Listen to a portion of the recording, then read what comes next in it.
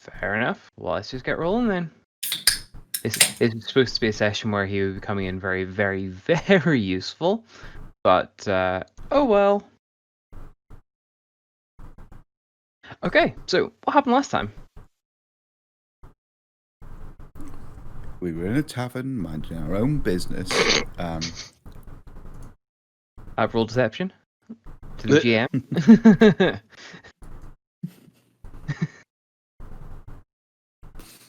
Oh, Gilson, you live? I see you're muted. I'm also eating, so I'm saving your ears. That's perfectly fair. Making sure you're there. Okay, so you're in a tavern, minding your own business. Haha. And I just had to set some people on fire. Oh, okay.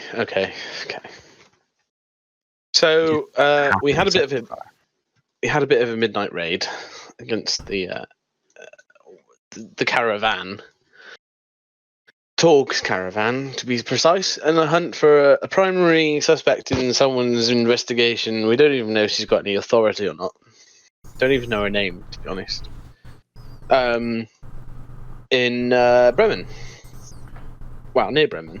And so we did. We killed this caravan guard that's suspect number one and sort of had a talk and stuff. And we sort of just parted ways because, we talked our way out of it, I guess. And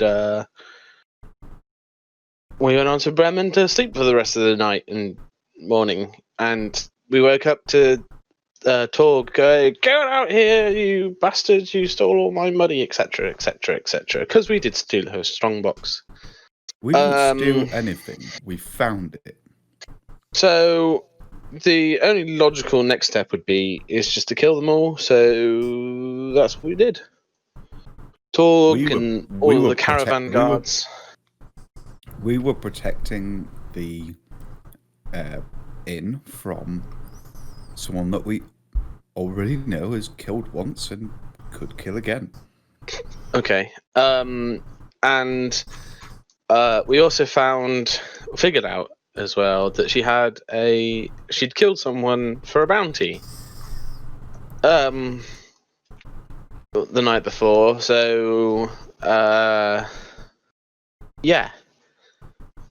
It was really suspicious, and we stole all our money. And we also offered the innkeeper that we would pay for any damages done to his inn, which we haven't actually done any damages to his inn. So because we're the good guys here. Yeah. Allegedly. So that's pretty much how it's gone, really. I don't think there's anything else to add.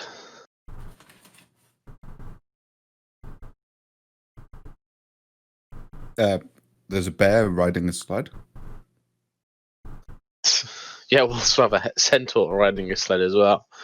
So I guess now she's dead and everyone else is dead, we get the sleds and the goods and stuff because certainly didn't steal stuff from them before. So basically, we're traders now. Well, we could sell the sleds and the dogs and stuff, couldn't we? She doesn't need them anymore. No, she doesn't. And depending on how much is in her lockbox, we could probably buy a permanent residence somewhere.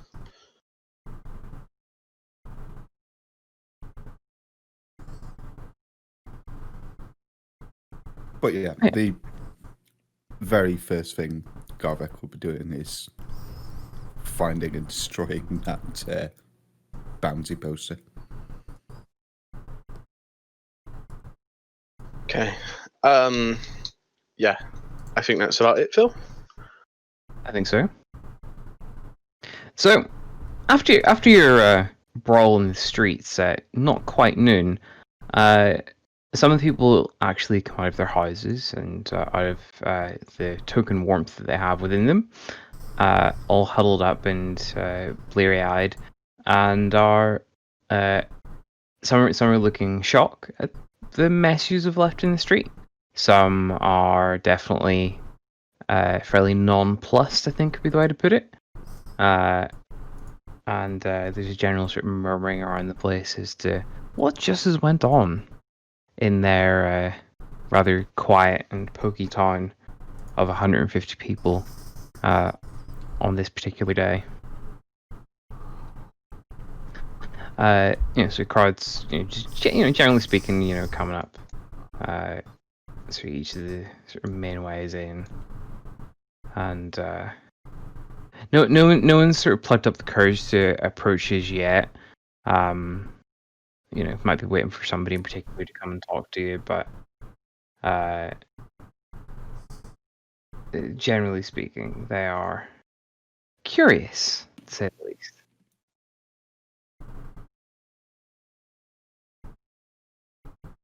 And you aren't going to sort of get out without having to sort of push past people or part the crowd, as it were.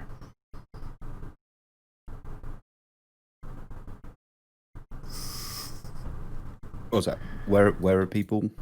Just all around the... Generally all audience, around, yeah. Few of them you can tell by body language are a little bit shocked. A few don't seem to particularly care. They seem to be sort of staring at you. But everyone's generally sort of bundled up a little bit, so it's a bit difficult to get a complete picture of anybody's face. Ethella's going to pet the dogs? Because, somebody pets dogs can't possibly be bad, right? Yeah. It turns out the dogs didn't really have any special loyalties. They seem quite happy in general. Seem friendly towards you. Ethella, she's going to kind of grin and then just sort of address the group of people nearest to her and go, "It's all right, folks. Nothing to see. Just a slight disagreement over a refund." Can I have a deception roll, please? You can if I remember to bring my sheet up.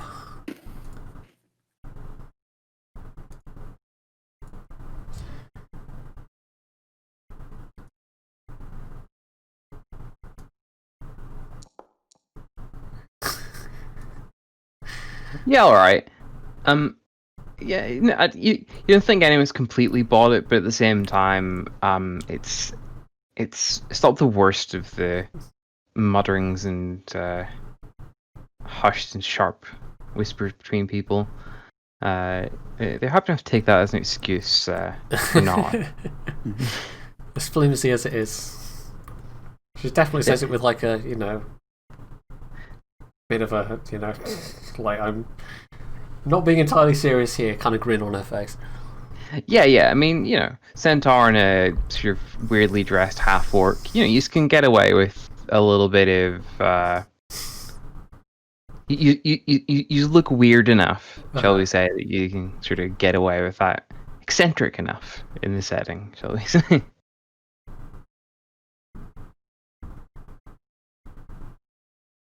Are there any goods on the sleds, or did they just travel light? No. There's a mix of bits and bobs and sleds. Let's see, where'd the list go? Yeah, once she's finished petting dogs, she's going to poke around on the sleds then.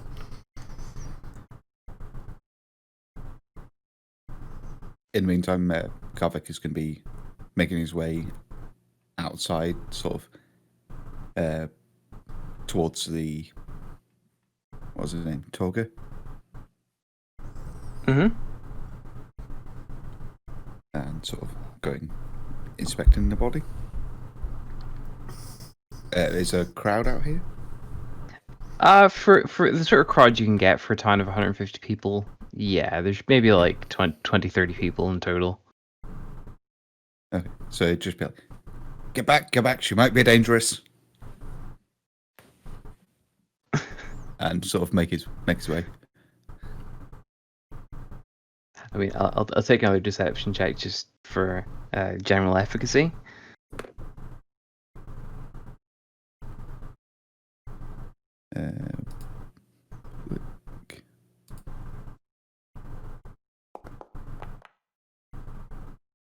So yeah, same again. They seem sort of happy enough to sort of play along, and they don't seem to have any any evidence or any strong opinions to the contrary. So, a few more whispers, and you seem to hear a couple of whispers of kobold. What? What's that? What? Talking back? What? That's sort of this general surprise of there being a kobold riffling through the pockets of somebody. Well, sorry, that bit they're not surprised at. The fact that nobody else seems to be accosting you would be the bit that would be to their surprise. So,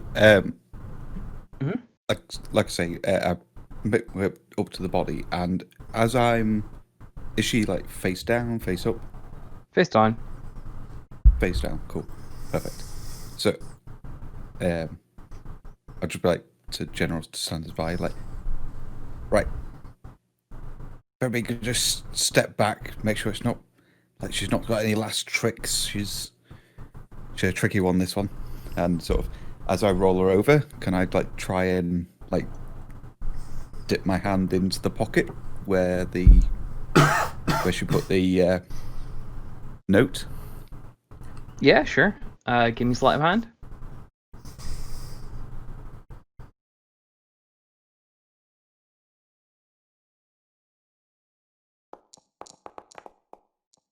Yikes.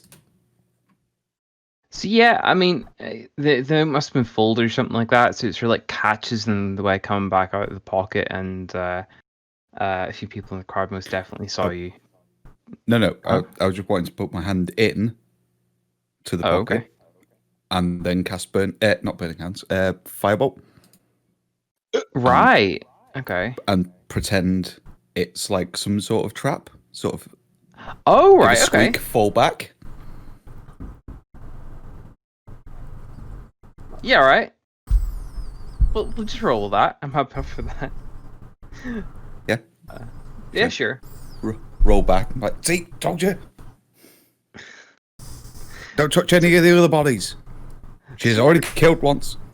So yeah, we'll pretend that that's a 7 in your firebolt, and definitely not your best one with the slightly constrained hands, but so generally speaking, your sort of coat and pocket are sort of smoldering away. You know, maybe a sort of 15-20 centimeter radius sort of thing. A sort of slowly smoldering away now. After about sort of 10 minutes of all sort of looking at each other and wondering what you're supposed to be doing, at the sort of the bottom of the road here, the crowd, I say the crowd parts a tiny little bit. You know, a couple of people step aside, and a particularly old looking dwarf and a slightly younger looking dwarf who is sort of holding him up and guiding him along, you know, has his arm and is guiding him along, sort of like a carer sort of thing. Sort of steps up and yeah, what are you doing in my town? What are you causing this trouble?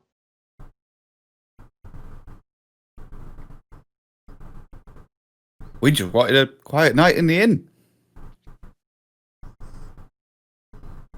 We didn't cause any trouble. Well, there's corpses. They're dead. Well, why did you? What happened here? They threatened to burn down the inn. And the innkeeper sort of rushes out and it's like, yes, speaker, yes, it's true. These adventurers, I think, tried to saved my inn from getting burned down. Rithella agrees to go, see, we're the good guys. Who did the innkeeper call this person? You refer to him as Speaker. Speaker. For those of you in the know of 10 Towns, that would make him the mayor, essentially. Oh my.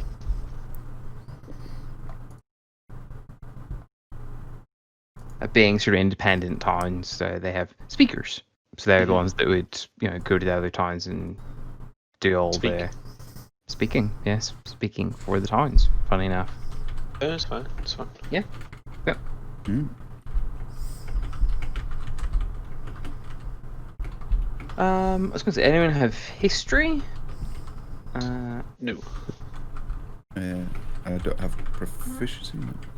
I don't have proficiency either, but I do have 2 seconds. a +3. I mean, anyone. I was going to say, if I'll take a just a general history roll from Vaden or Garvik, since they're the locals. Okay. Or and. Either or. These aren't signing together, so Yeah. I'm happy enough for you to know Fuck's sake. independently. Fucking hell. So You Garvik, actually- you've never even heard of this guy. Vaden, you think his name's Shellscar? That's not, some weird dwarf name you can never quite get the pronunciation of, and the surname was Shellscar. Does a 1 on a history check mean you actually forget something that you used to know?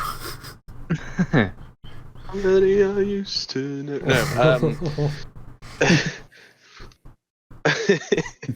Demonetized.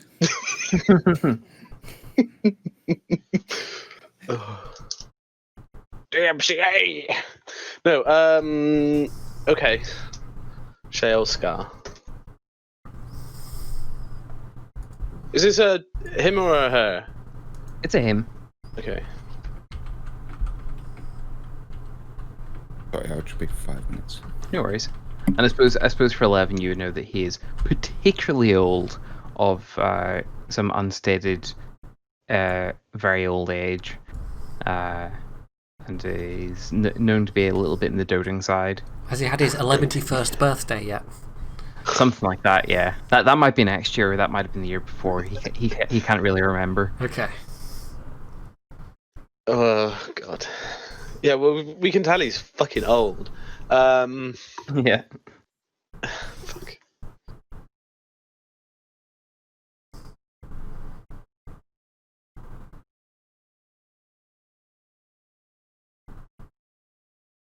At this point, I'm gonna leave leave the inn because I've been upstairs like the whole fight.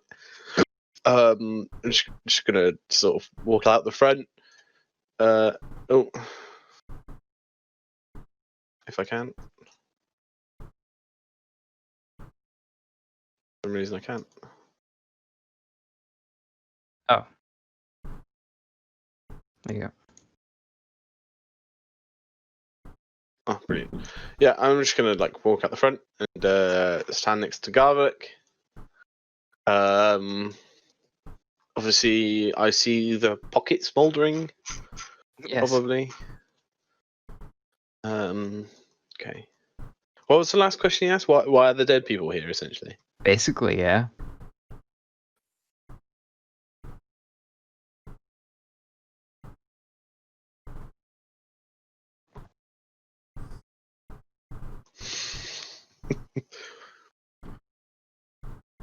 And at this point, you see a few chaps with some sort of basic armor and weaponry sort of show up around the place.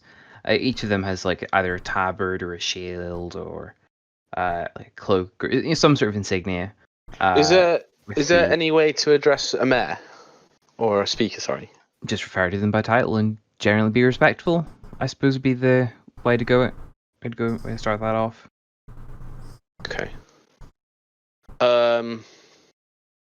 I guess I'll sort of take a few steps towards him and go, speaker, and like open out my hand for a handshake, I guess. Sorry. Speaker Shellscar, and out for a handshake.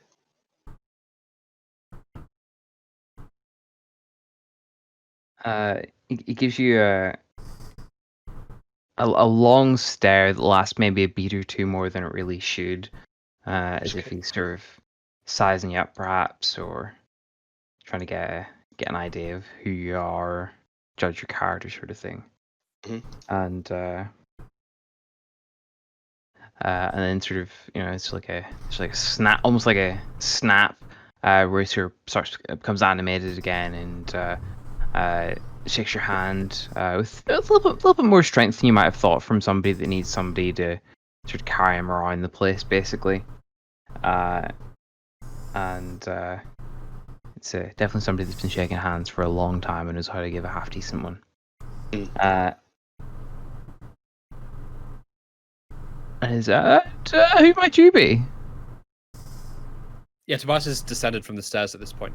From the upstairs. I guess he would also offer a handshake to Speaker. And he would say, Tobias. Pardon. Yes, pleasure, yes. But what are you doing in my town? What, how did this come about? Tobias would sort of raise his palm as a casual kind of stop, leave it to me gesture towards Baden, giving him a small nod, and then he would turn back to the speaker and say, "This is a little complicated to explain.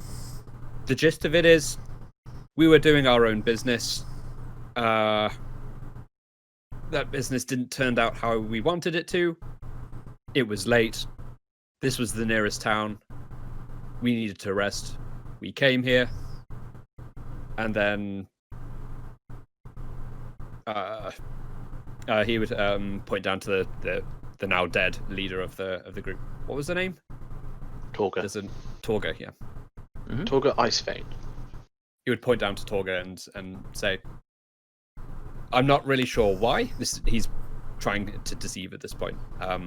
Pointing down to Torga. I don't really know why, but the leader of their group pursued us back into town and threatened to burn down the inn if we didn't come out and speak to them. We don't take such threats lightly, so we defended ourselves.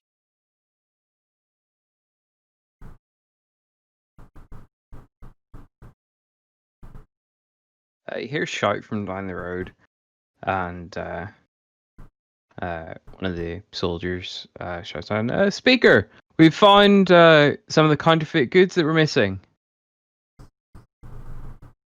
The speaker perks up and says, "Oh, what goods? Were they the ones missing?"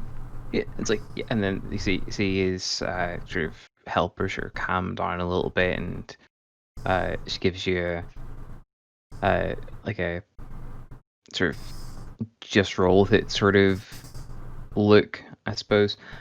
And the veteran sort of guard comes back up and shows him the seal or marking of some sort on one of the sort of bundles of logs that was on the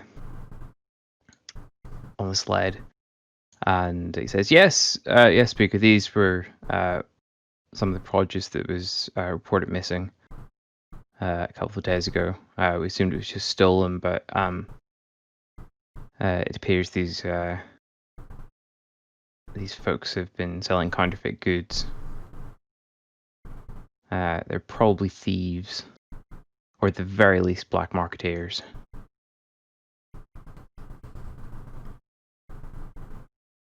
Well, it seems we've done you an even greater favour than we thought we had. The soldier was referring to you lot. Mm-hmm. Which Aethel obviously completely missed. Was he?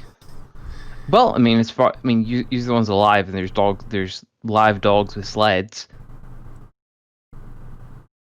If you're referring to all this These stuff, goods, not ours. yeah.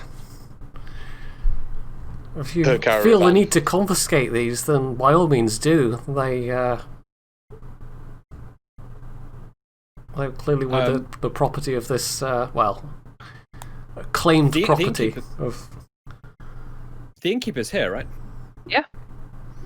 Okay, Tobias would Tobias, after catching on that the guard is accusing us of doing stuff, Tobias would ask the innkeeper, did we arrive on sleds last night? he sort of catches on. So, oh no, speaker, no, sorry, no. The sleds and dogs are not the folks you see before you. They're the property of the now dead souls that are lying in front of us. And the speaker catches on. It's like, okay, right, well, in that case, as far as I'm concerned, they're ours. We will distribute them and make good use of them. So, might there be some kind of reward for returning these stolen goods for you, by any chance? I feel it's definitely being cheeky at this point.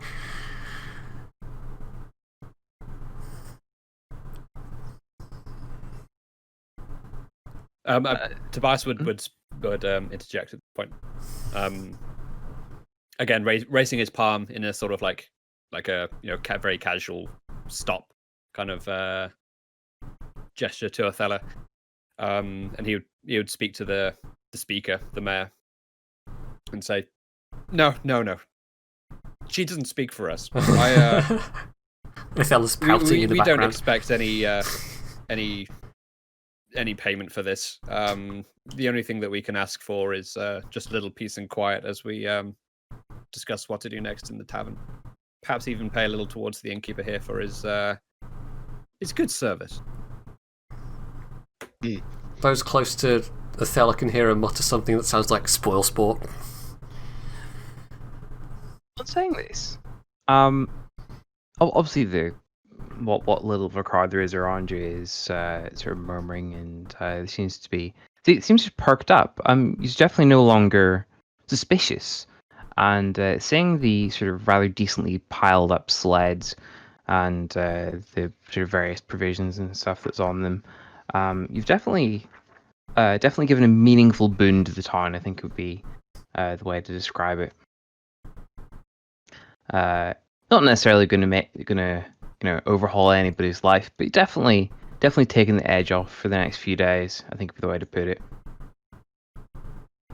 Some things like whale oil and some firewood and some general rations and useful bits and pieces as well, some furs and blankets and whatnot. Some general living stuff.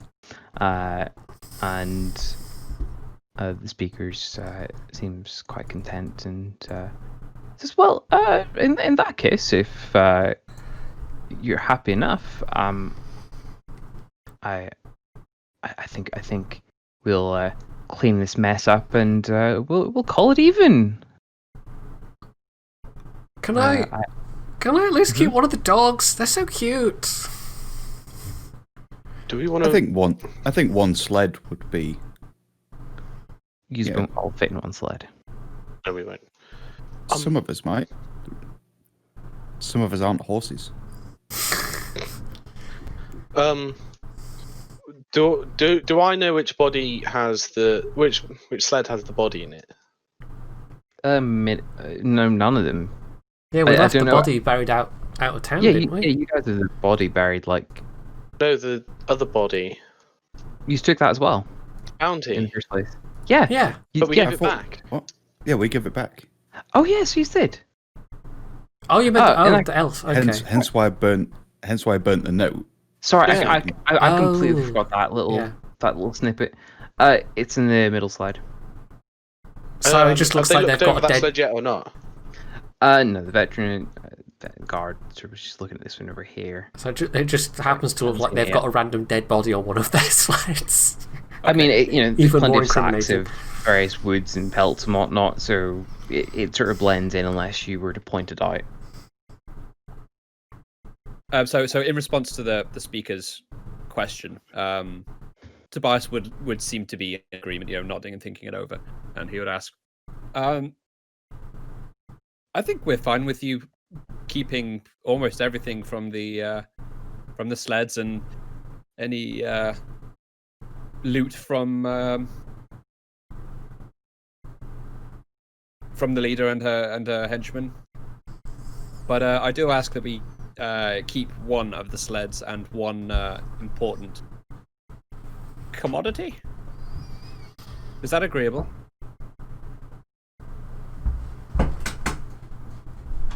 Sort of, looks it over and what's commodity? You see, this is where our business gets a little bit complicated. And honestly, I would prefer for it to remain private. I'm not sure how I can reassure you that this isn't nefarious or ill-intentioned. But this is a sensitive matter, let's say. I have no idea what you're talking about. Are you trying Out to of character. barter for the body back? Oh, I'm trying to get the sled and the body. Yeah. Okay. Why do we want the body? Why are people so obsessed with this body that we found?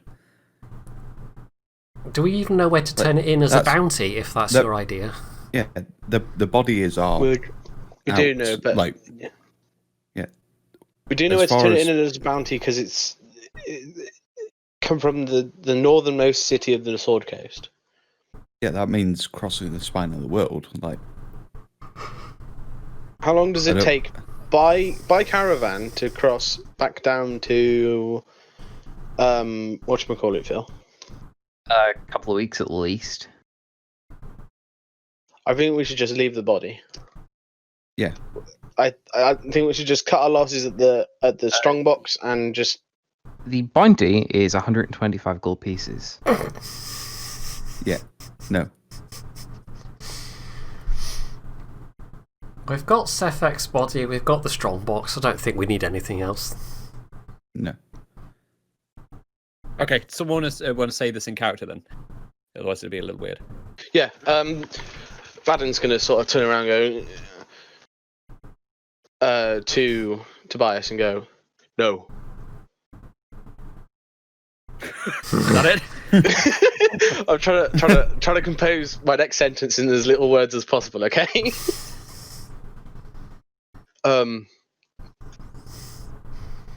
What? They need is it more. with-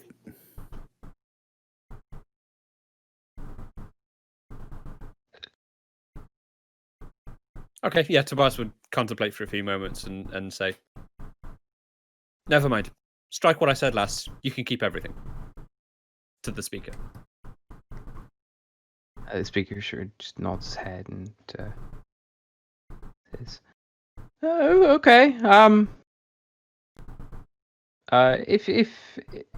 Thank you for the gift. If you need anything when you're in town, please come and find me at the town hall, and I will try and accommodate you as best I can.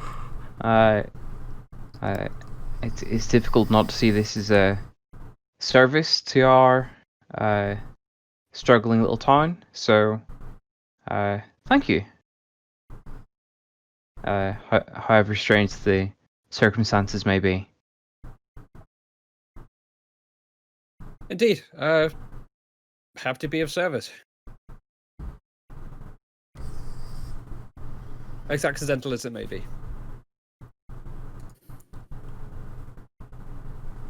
He sort of nods his head about sort of 3 times in self-assurance and sort of agreeableness to the situation, and his helper gives you a nod and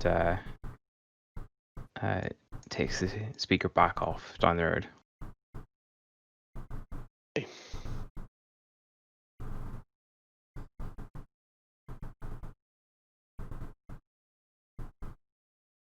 Drinks.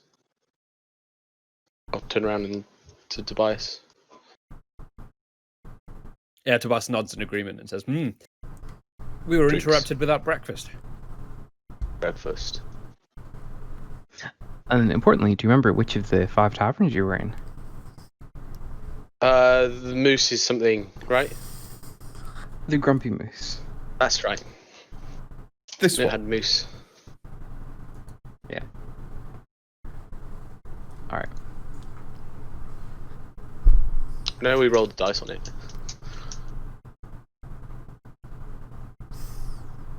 one with the bodies outside. Yeah.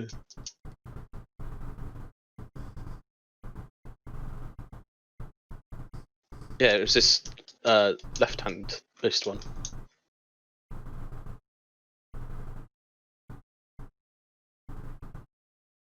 Cool. Breakfast. Yeah.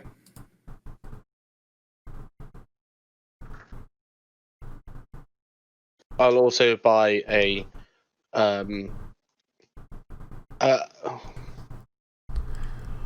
yeah. What race is the innkeeper? Pretty sure they're all dwarves. Is he a dwarf as well? Yeah, five brothers that own the five Oh. taverns. What's it called? I'll buy him like a mug of like dwarven rock or something. Sure. Something expensive. I don't mind. For his help. Is he happy? He seems fairly content. The situation worked out all right. He's a little Not bit grumpy, then? No, surprisingly not. He still seems a Sleepy? little bit unnerved, I think, with the way to put it, given there's a bunch of corpses outside of his tavern. But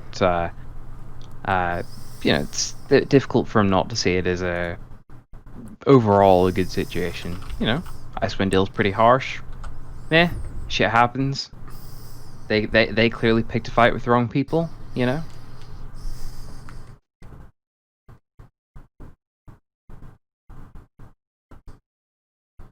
Well, that's what happens when you attack the good guys. Is that a group name? The Good guys. good guys. The good guys with guns. Guns? Oh, it's a reference to something a politician in the US said a long time ago. The only way the quote is, "The only way to stop a bad guy with a gun is a good guy with a gun." So, good guy with a gun is sort of a joke. Yep. Fair enough. Cool. Breakfast.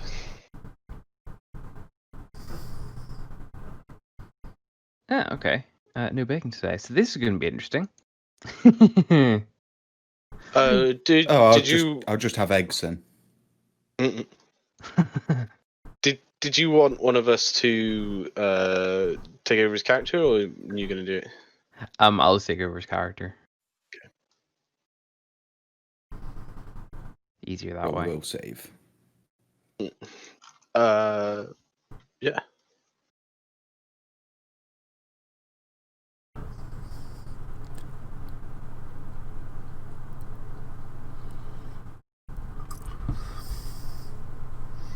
What is a GA?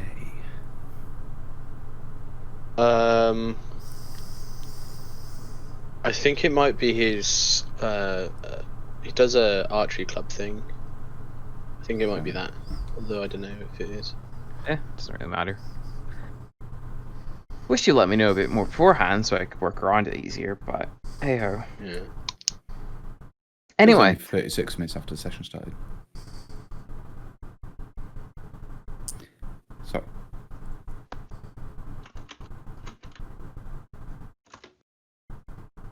Okay, so about halfway through breakfast, the front door basically breaks open, explodes open, and there's another dwarf. This one looks rather red-faced, and not just because his sort of cheeks are showing out of his hood. And he lets out like and sort of catches himself a little bit. And he's like, "Right, you lot are wasting good fishing hours. Why aren't you out catching the fucking fish I hired you to catch? Get to go, you fucking ingrates."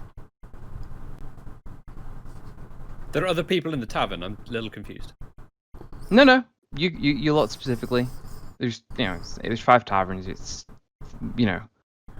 it's usually one group of people at a time. Sella sort of looks as baffled as everyone else seems to and goes, Do we look like fishermen? Sorry, who are you? he seems to like rub his eyes a little bit. It's like, aye, yous do. I hired yous last night. You did. I did. I stop acting the leg and get out in the fucking lake. Sorry, just refresh our memories about when and where you hired us and how much you're paying us to do what exactly. Last night in the tavern. We're all, having drinks. I wanted fisherman. You said yes. And you said you'd be at the docks in the morning. It's well past the morning. What time is it? About lunchtime. Sorry, what time was it that you hired us? You see him sort of pinch his nose again. Can I have insight checks from everybody, please?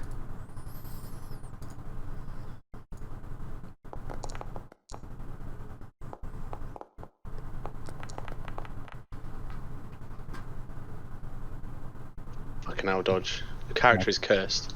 Everyone but Garvik notices that he is somewhat hungover, and must have been pretty fucking shit-faced last night.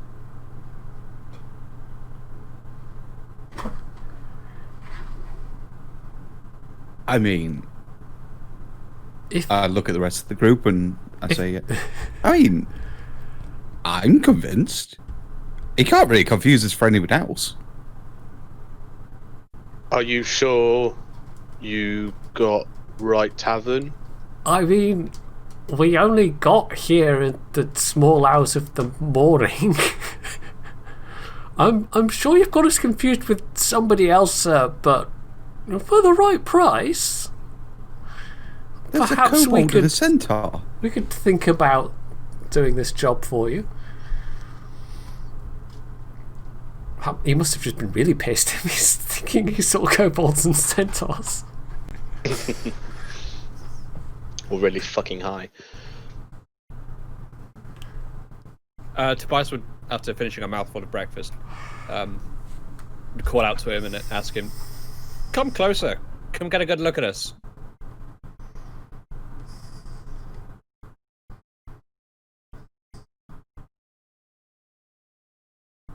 In the hopes that he would come closer and actually see who he's talking to. He's not having any of it. It's like, no! I paid you to do a fucking job. Get out in the lake and catch me some fucking trout. All the good hours are disappearing. And the best ones have already gone. Is the innkeeper about? Yeah. He's just sort of watching amused. I'm gonna look over to the innkeeper with a confused look. I think I was gonna say, does this kind of thing happen often? To the innkeeper. He sort of gives a shrug and it's like, not the weirdest thing I've seen in the last 24 hours. Fair. Very fair. Now, are you sure you're not confusing us with that group? Is there another table somewhere? No, you are the only guys in this tavern. No, is there an empty table? Yeah, sure. There's a couple. Are you sure you're not confusing us with those guys over there?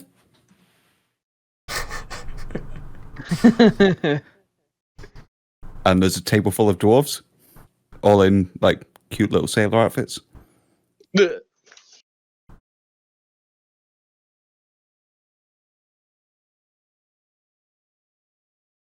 They're just pointedly not making eye contact with them.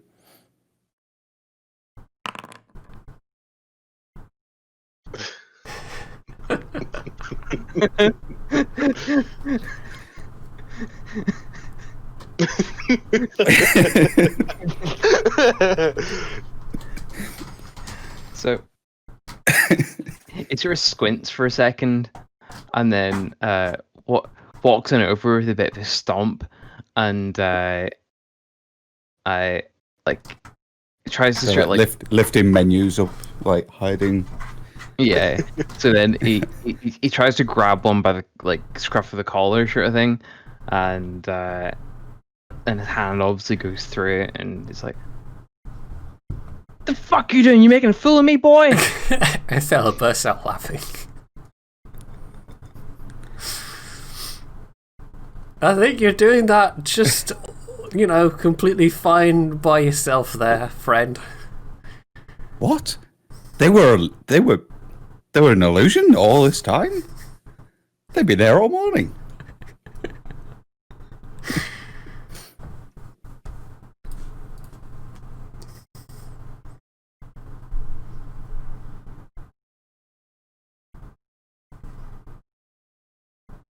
He's sort of both hands up sort of temples and is giving them a good rub. And another big sort of hungover sigh. Othello's gonna. I assume she's got a tankard of ale or something, so she's gonna saunter over to him, clap a big hand on his shoulder. Probably has to lean down to do, and thrust the ale in his hands and says, "Here, a bit of the what is it? The hair of the dog." You clearly had an interesting night. I don't know who you gave money to fish, but it wasn't us, friend. I haven't given money to anybody, that's the point. I've hired yous, and he says that with a little bit more doubt this time, to catch the trout. Silver piece of trout for the day. She gestures over at the innkeep. You can ask with the innkeep over there. He can tell you exactly when we got here last night. We haven't been. We basically got here and went to sleep. We haven't been drinking in the town at all. So, Innkeeper just sort of puts his hands up. I'm not getting involved in this one. Whoever you hired or you think you hired, it wasn't us. Can I try and roll a persuade on this? Yeah, sure.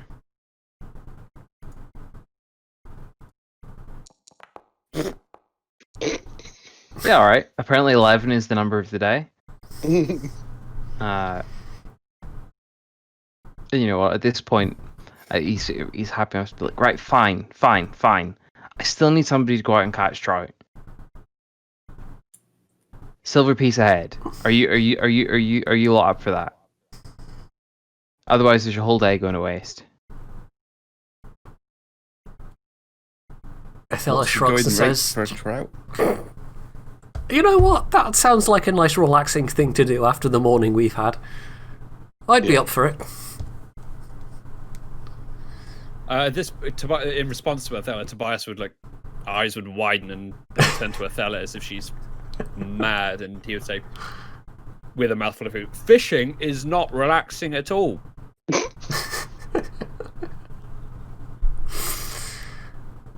I haven't fished in ages. Go on. It'll be fun. Huddled out on the cold dock, waiting for the bites. Wait. Galva, did you not hear the kobolds in the pub night before last? Last night? It was last night, wasn't it? Two towns over. Oh, the giant That's toothy why we thing. should Well, go. if that shows up, then that's just even more entertainment.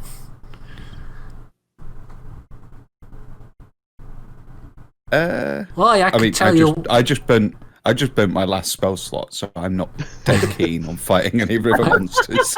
I could tell you about a time when my shipmates and I had to fight a kraken. Oh, that was a heck of a fight, that was. Goldception. Yeah, she may or may not be telling the truth there.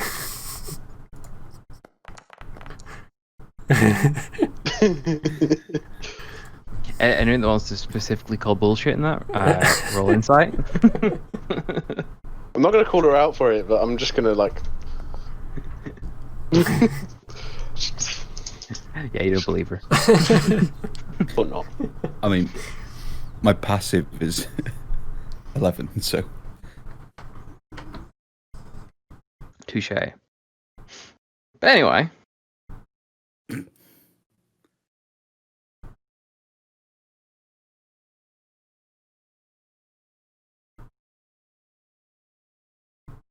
So yeah, the is the guy facing away from the table of imaginary dwarves now? Yes. They're just going to be like shaking their heads, like making a slice at the neck motion, like nope, nope.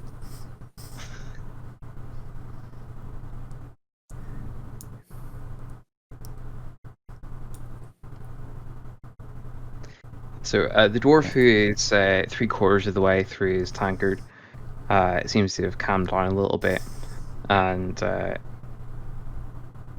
he says, "Right, we'll take you to the boat.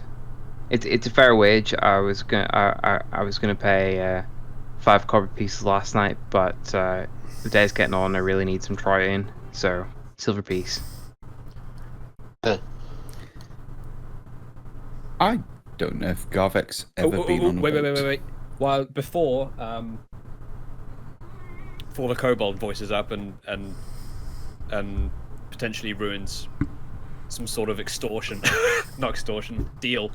Tobias would like interject and like holding up his hand, like saying, "Shh, stop."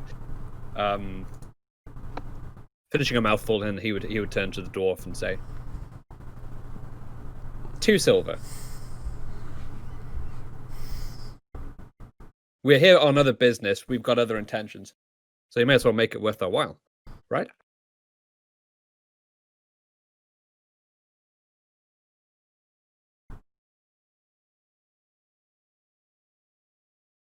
You sort of see him like doing a little mental dance, wondering if it's worth his while. And he says, "Tell you what, if you make it worth my while and catch me, we'll say 10 of the bastards, I'll double you up to 2 apiece." Tobias would look to the others at this point. Fallon would nod.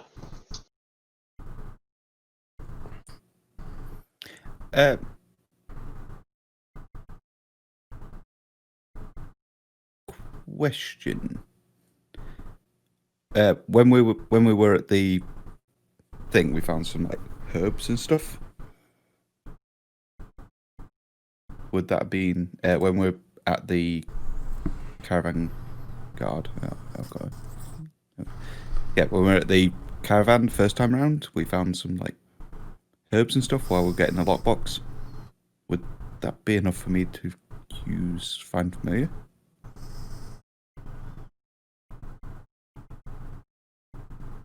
You don't need another component for that? I believe it's incense. 10 gold pieces of charcoal, incense, and herbs. So I don't know whether that's There's got to charcoal, be. incense, and herbs, or Well, you know what? If you want, we can, for simplicity's sake, we can retroactively say you got enough off of the stolen supplies and the thingamajigs, the sleds, because there would definitely have been charcoal is specifically listed as one of the things on it, so I'm happy to say you've probably got enough to cast it. Ooh.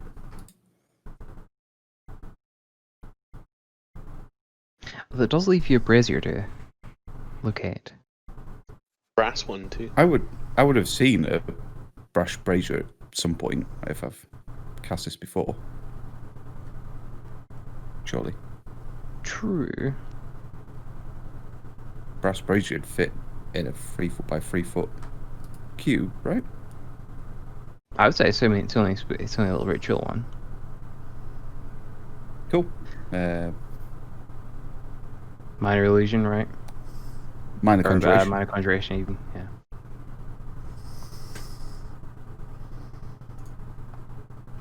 Yeah, it can only be used for non-consumable spell components. So, yeah, all right. Go ahead. There you go. Yeah, so I'd just be like, oh, I might have something to help with this. and I'll just sort of busy myself with that while everybody's bartering and everything else. Okay.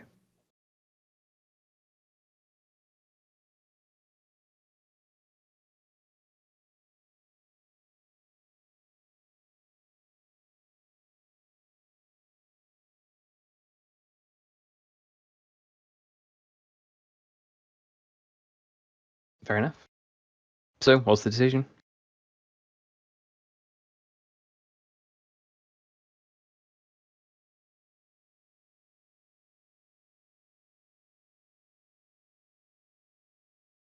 Playing along for the sake of a bit of gold and a little investigation? Yeah. Cool.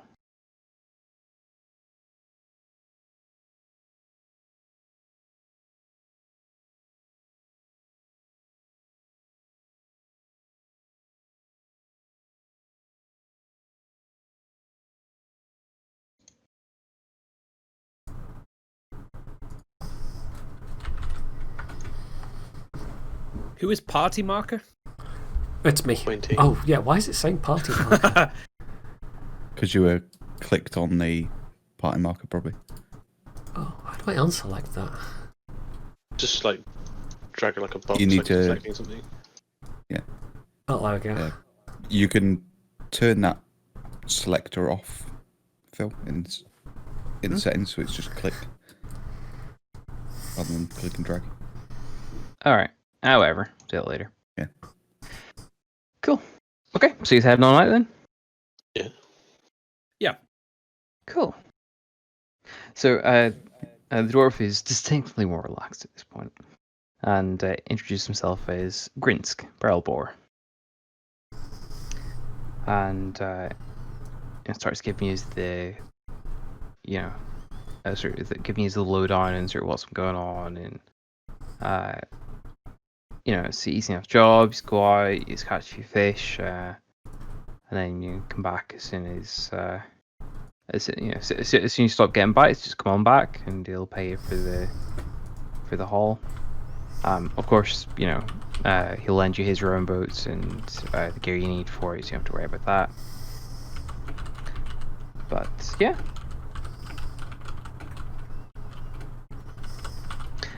So you arrived down at the docks, and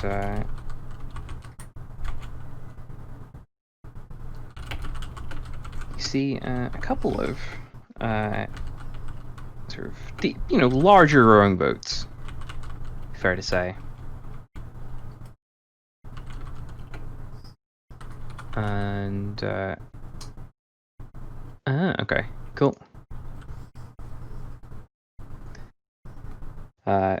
And they've got carved in plaques called the Burly Ram and the Pronged Goat.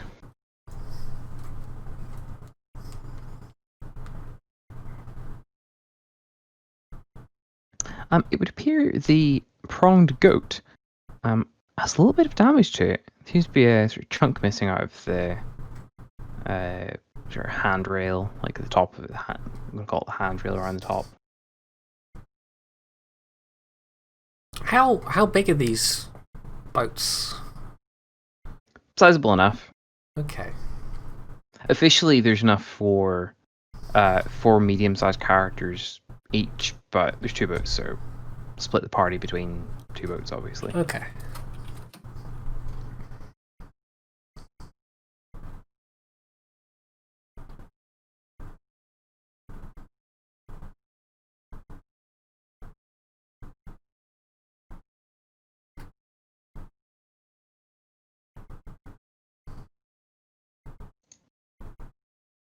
So on the way down, Garvek would have sort of sidled up alongside Tobias and found a quiet moment and just gone. So, what's in the box?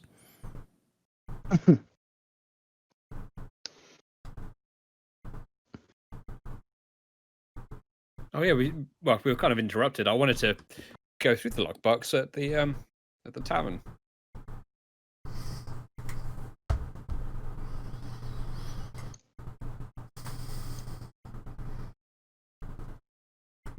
I think didn't I tell you what was inside last night? Nope. Or this morning? Nope.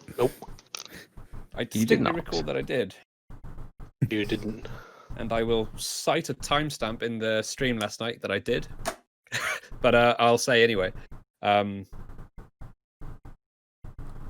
sure you did Tobias out was of saying- character, but I don't know if you did in character. Oh, he did in character, absolutely. Okay. All right. All I know so- is it was enough to buy a tavern. No, that's what you Yeah, assume. That's what you assume. But yeah, Tobias would lower his voice a little bit, and he would say, "It's a bunch of Torga's money. She was quite paranoid about losing it back at her camp. Not as much as you might assume, but it's still a decent amount. How much money?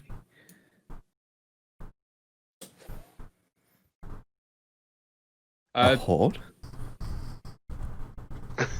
Tobias would smile and say, "Well, I was hoping to come up with a game about it all back at the tavern, but I guess we can continue that once we're done fishing, I suppose."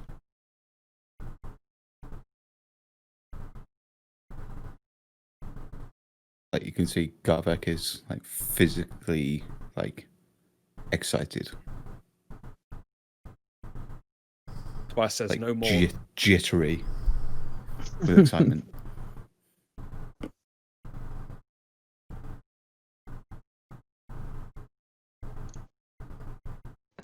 Fair enough. So basically, as soon as you are sort of eyeing up the boats and Can Green I six. examine the Mhm. damage on the damaged one just to, like, does it seem like it bashed against something? Does it seem like it was I mean, bitten? there's a chunk missing out of it. enough to Ask affect the, if you really the want. seaworthiness?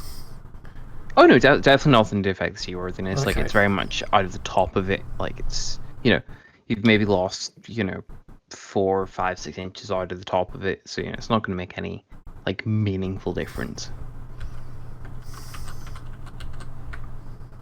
You can ask him about it if you want. But... Yeah, I think she will. She'll be curious about that. So, what happened there then? He's like it's the ice. The last crew were apparently born with pits for eyes, or couldn't see past their feet, couldn't see past their hands. So they sailed right into an ice floe. Haven't got around to repairing it yet, but it floats fine. Can I roll investigation to see if the damage correlates with? I mean, yeah, investigation or insight works. Yeah. Tobias would click his fingers, point at the boat, and say, "I'm not getting on that one." And he would shuffle towards a less damaged one, or the other one. Finally, Whee! you're finding Fairly- some good fucking rolls. You're fairly sure it's a bite mark. Now, unless the ice has teeth, I don't think this was ice. I don't think you're being entirely honest, are you? He starts getting a little bit flustered, and conveniently enough, he's hear some sort of hurried footsteps come up the deck, and it's a fairly sort of petite sort of half elf of some sort. As that Brush up. pattering's coming up, can Ithella say something like, well, I'm just going to say something like, is anyone else having flashbacks to last night, last evening, and talk of giant toothy creatures in the lake? Or is that just me remembering that? No, Yeah, it's not. Yeah, I heard it from some very trustworthy people that there is a giant lake monster. No, this no, lake. no. Pay no heed to those stories. And What about the teeth marks in that boat? He's just getting a bit flustered, and the new figure So he starts wagging a finger at him. He's like, "Aha! You've been caught out this time." He pulls down like a sort of a muffler and feels fairly pretty. Sort of half-elven face, and it's like, "Are you sending these these innocent people to their deaths for a few fish?" And he grins because quite annoyed. It's like, "Don't worry about. No, it's fine. It's fine." And it's like, "Have you told them about the lake monster?" It's like, just go. Just go. It's fine. We've already Baden- figured out the lake monster. Baden will speak up and say, "What is it? We will hunt." I'm kind of feeling like we might need a bit of hazard pay here, to be honest. Grins is just sort of frustrated at this point. It's like, "Look, but 1 silver a trout and 2 silver a trout if you get me more than 10. I'm done. Just go if you're gonna go." And he just walks off. So many boats out on the lake. Not that you can really tell from here. It's cold and there's enough of a sort of general haze that it's not particularly clear from here. I know it kind of seems like solid ice on the map, but I'm guessing it's more like kind of pack ice, sort of. Slush puppy. Yeah. Yeah, pretty much. There's a fairly it's been used enough so that there is a sort of vague path out onto the lake. It doesn't look necessarily the safest, but the boats are made of sturdy enough wood that the boats are like minus the bite mark, they're actually in really good nick, especially for the conditions they would normally be dealing with. The half elf seems to have lost a lot of her bluster and sort of deflates a little bit and starts looking a little bit embarrassed and just sort of says, "I'm getting the feeling that Grins doesn't like me very much," or anything that gets between him and the gold swimming in this lake. I'm Tally. I'm studying the local animal wildlife here in Icewind Dale, and I just couldn't see another crew die to the lake monster. Tobias would speak out at this point to the group and ask, "Is anyone else getting bad ideas as to what might have happened to his last fisherman?" I mean, they got the boats back. It can't have been that bad, surely. He got these boats back.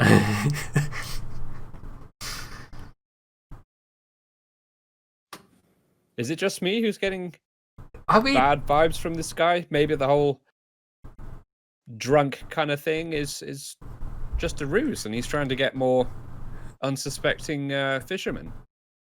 I'll be honest, I've fought on boats plenty of times before, but my preference would be on something a little larger and a little more stable than these things. I'm going to turn to Tally and go, "What is it we will kill?" She seems like a little bit excited. She's definitely like a little bit of a, so to say, a zoology nerd. And as horrible as the sort of changing winter's been, she does seem rather excited about finding out exactly what it is. And she goes into like a rather sort of lengthy tangent about all the things it could be. It's like some people say it's the size of an ox. Others say it's more like the size of a house. Some people say it's the size of the town hall. It might have grey skin. It might have a short neck. It might have a long neck. It might have a big mouth. And I'm going to stop her there and go, "Have you seen?" Oh no! I haven't seen it. No. I can't risk that. I'm here to do valuable research and all the wildlife up here. I couldn't go out and risk myself. Yes, us intellectuals can't risk ourselves for fish. She sort of gives you a double take and just sort of just takes that one.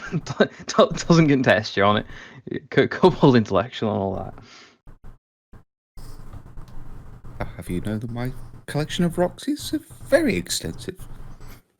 Too small to be seen from the shore.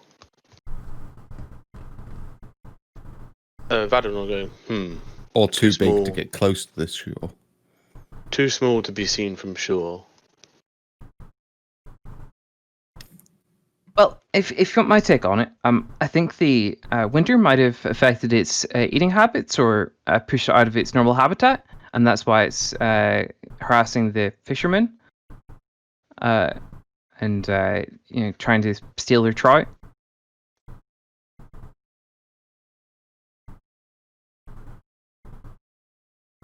Was it killed? Oh yes. Though weirdly, it doesn't seem to bother anyone from any of the other towns. Only Bremen. You find out why? No. The last couple of crews that I've asked to bring me back notes haven't been very forthcoming.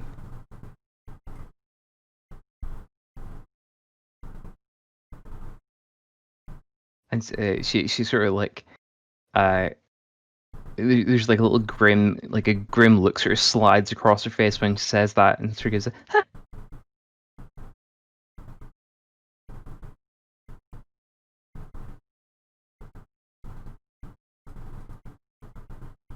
Well,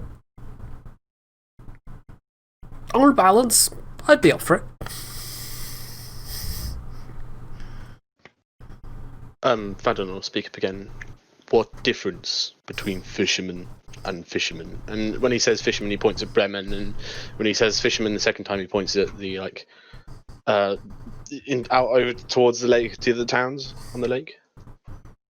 And she sort of shrugs. I don't know. If you ask the locals, they'll say it's a curse or something else. I mean, I would say I don't believe in that sort of magic, but then she sort of like gestures up at the sky. But well, as a scientist, I can only assume it's a natural cause. It's to do with migratory patterns and eating habits and that sort of thing. I don't necessarily think there's anything magical about it.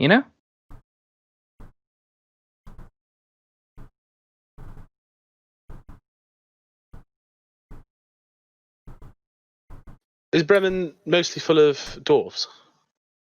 Not really. It's most of the as you know, most of the businessmen normally are, but the other named tavern we just haven't been to yet is definitely not run by a dwarf. Fair.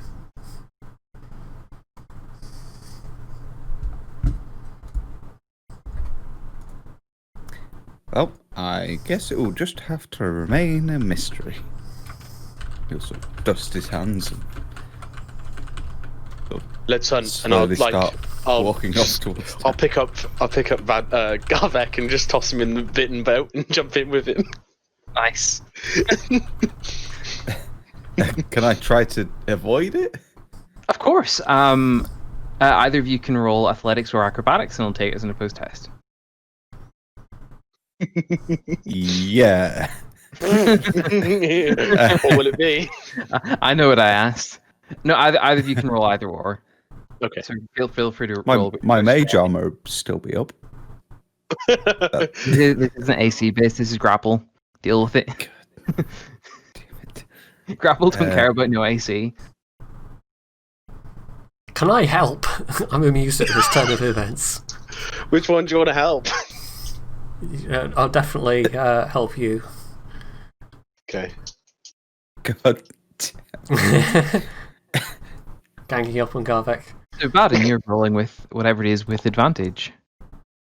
Yeah. Oh, that's good.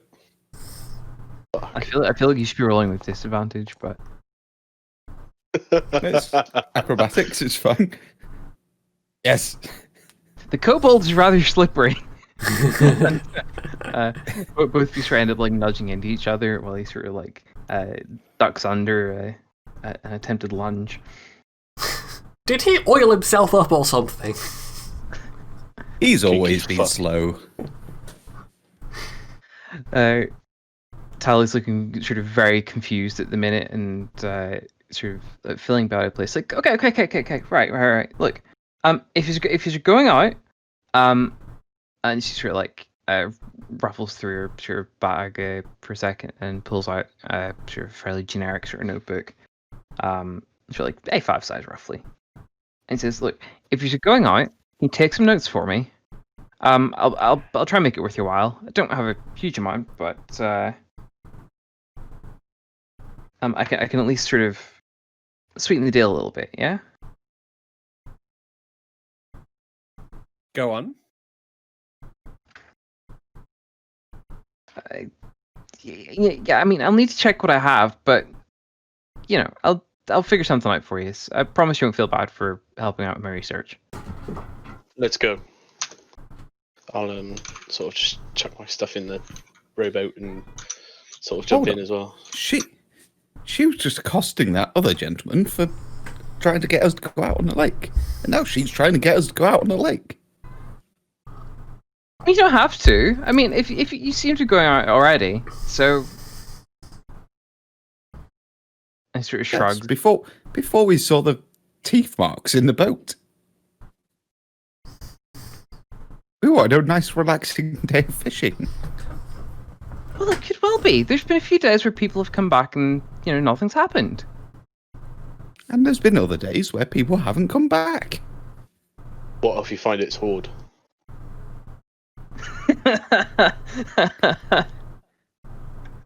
I can't swim. Well, I can kind of swim, but nothing like I used to be able to do.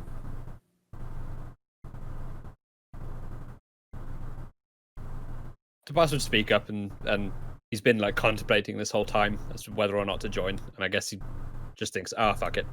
And he'll say, well, we're not normal fishermen, and he'll do some sort of flourish with his spear and say, I can always stab the thing with it if and when it comes close. I mean, let's face it, we are a bit better armed than probably most of the fishermen going out are. How am I? Look, worst comes to worst, we'll use you as bait.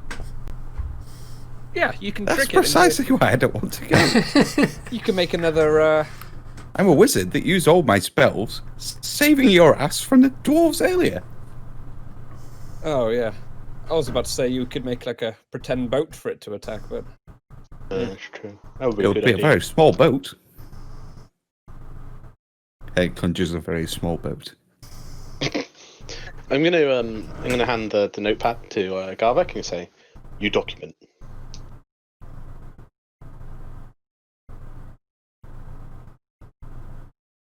This isn't convincing me. Tally's sort of ignoring you at this point, Garvik, and is giving her attention to the ones that are helping her further research. It's like, thank you so much, guys. I mean, this will help keep everyone here a lot safer. It'll be well worth their while. Plus, it'll be really interesting as well. When he's back, I'll be at the Buried Treasures. Okay? And she pulls her clothes back up. Pulls your head back up and sort of, not quite prances, but excitedly in a girly sort of fashion, heads off.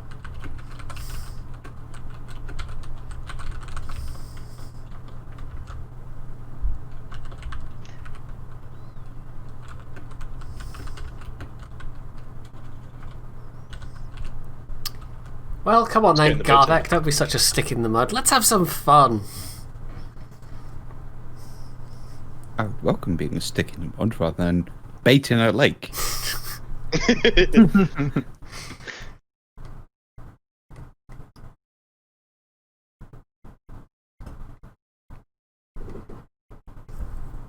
Tobias is in the not half-eaten boat.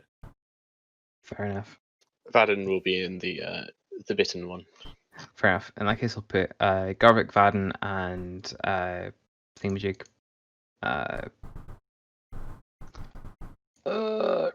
Runic in the bitten one, and I'll put Tobias and Athela in the more structurally sound one. Does anyone else apart from Ithel know how to actually sail, out of interest? No. Okay. Are they sailboats? No, they're rowboats. rowboats. Oh, right, Rowboats, okay. okay. Fairly sturdy ones. But yeah. I actually had in mind the kind of boats that are very specifically local to here, which are called dipping lug sail. boats. We can have a 5-minute break if you want, and then we can get stuck in the next bit. Yes, please. Okay, 5-minute break.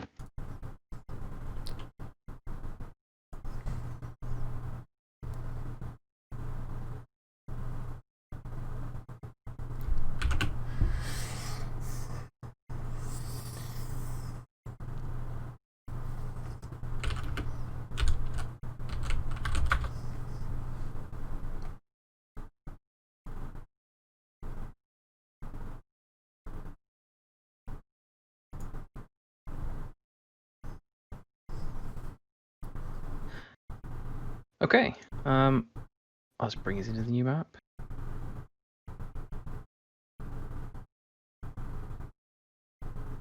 Yeah, this is a great idea. Let's go out onto a lake where we know there's a monster that's eating boats, and the DM whips out a ready-made map. What could possibly go wrong? Well, obviously, it's not quite that easy.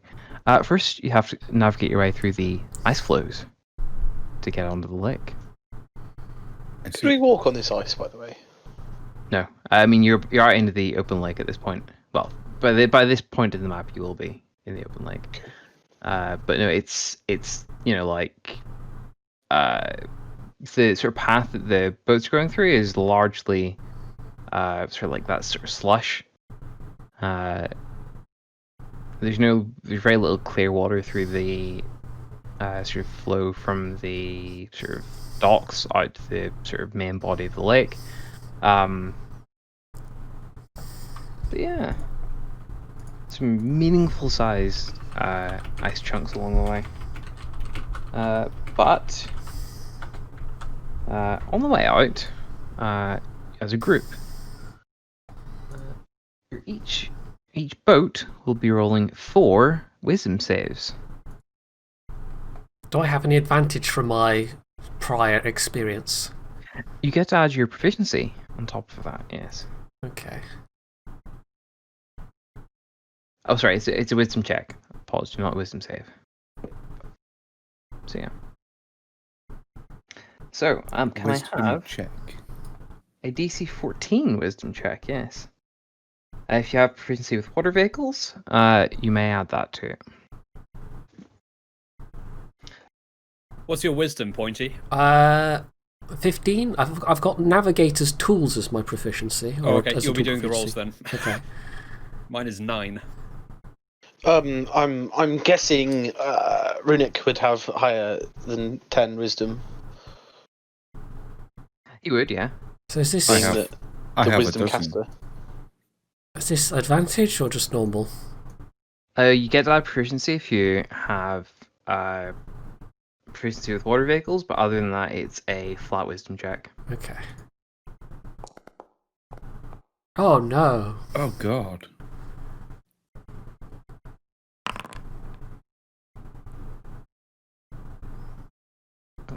Somebody else might want to roll then.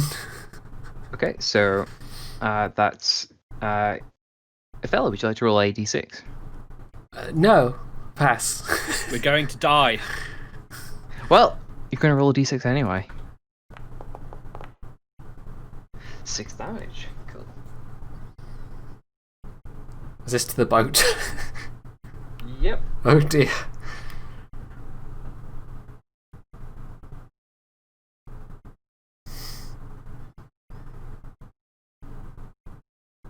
Okay, and so yeah, you start off as you're making your way out of the dock, and unfortunately, none of you are particularly experienced with this, and the first sort of meaningful chunk of ice doesn't really get get warned off soon enough. Ethel is trying to pay attention to all of it, but this is a little bit below our usual displacement of a boat. I think it'd be the best way to describe it. Sailing, navigating was usually somebody else's job. My job was stabbing people. That's it. That's my So excuse. Fair enough. So the unbidden boat takes a meaningful sort of chunking to the front and it nudges you, meaningfully off course for a second, and there's some frantic rowing to pull it back. But it's fine. It's fine. Few, there's a bit of a scrape out of it, but definitely no damage. I wonder, Phil, would Tobias be able to use his two-handed spear almost like the Venetian kind of canoes that go up and down the canals, and you got the dudes with like the big ass like oars? Yes. Would he be able to at least assist in pushing the boat away from ice? I'm gonna say no. Okay. The spears don't reach on them, so I don't think you're gonna get like a significant amount of like leverage with it, without like having like one hand at the very end of it, because the gondola poles are like fucking like what 7-8 foot things,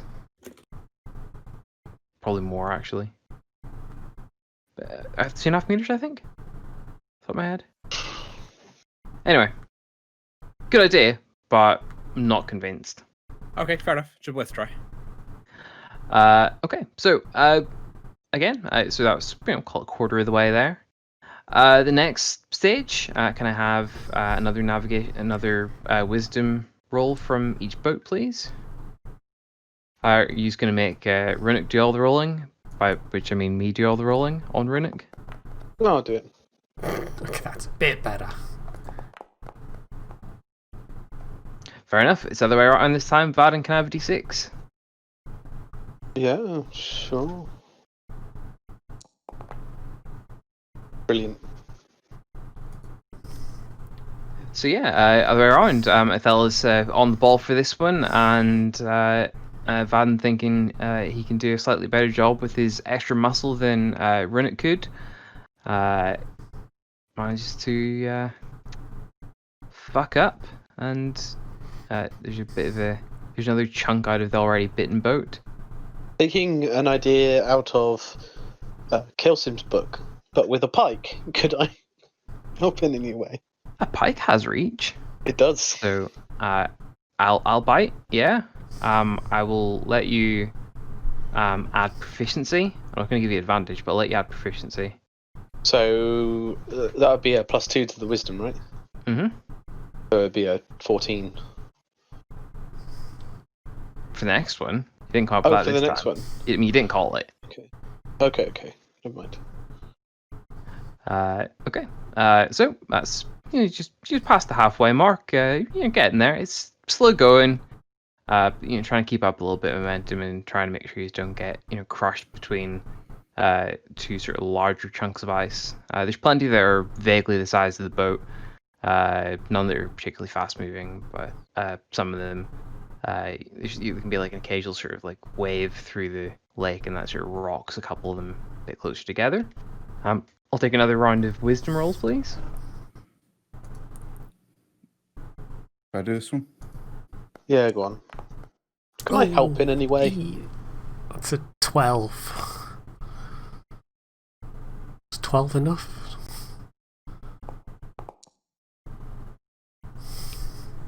And once again, the tables are turned. Othello, you're not quite on the ball once again.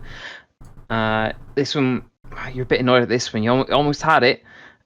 Another d6, please. Okay. Please be a 1.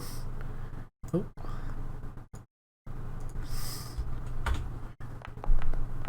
Yeah. Oh. A glancing blow. Glancing blow indeed. You recover enough. You jam the ore right into it, so you kill off most of the momentum that would have caused the damage. So it's more of a meaningful scrape rather than a sort of a gouge. So on the final stretch, getting out to the lake, can I have one more final round of wisdom rolls, please?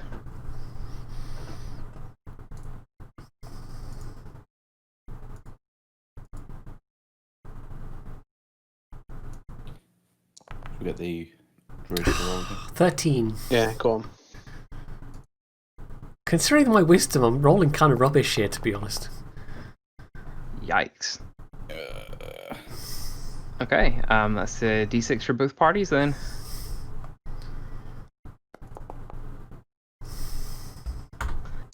probably. Mm, We're going to be swimming back at this rate. At this rate, yeah. All right. So, in the way you only can in D&D without telling specific numbers, if you guys on the nibbled boat were to guess for its structural integrity, you would say it's maybe about half of what it really should be. And Ethella and Tobias, you would say it's taken a bit, but it's got maybe 4/5 of what it started with. Okay.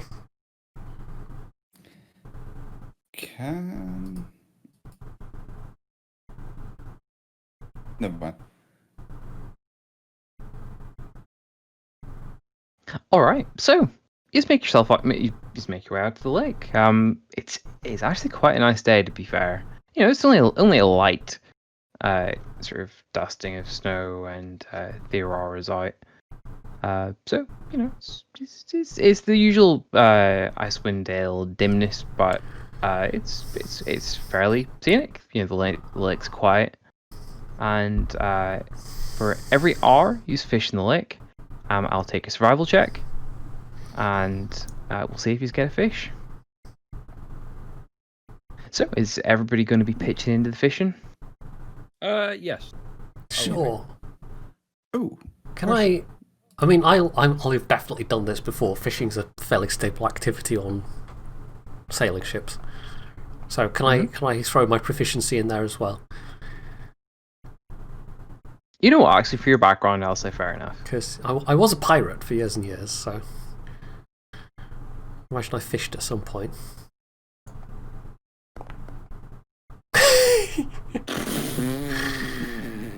All right, can I get a survival from everybody that's pitching in for the fish, please? Oh, do we have any bait? I'm a bit rusty. Yeah, that's the assumption that it's all bedded. You've got all the stuff you need. It's all bedded and. Okay. Yeah. Survival checks then, yeah. Yep.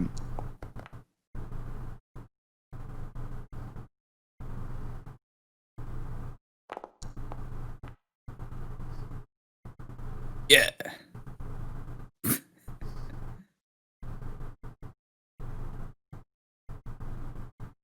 Nice.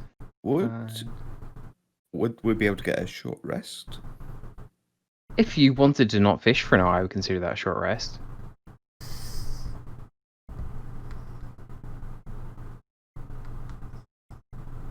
I mean, Nice. with a 5, yeah. Well, I mean, you Give it a didn't go. catch, Sort of give up.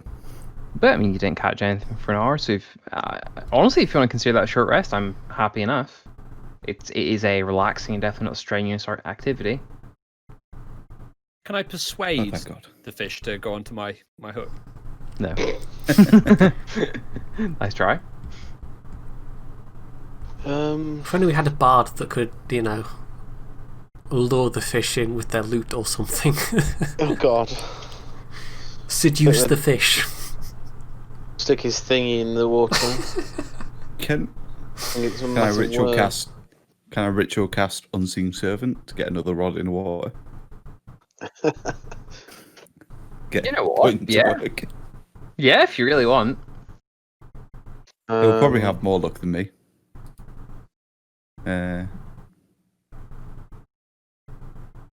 Oh, can I use a ration? And like sort of chum the water, essentially. Sorry.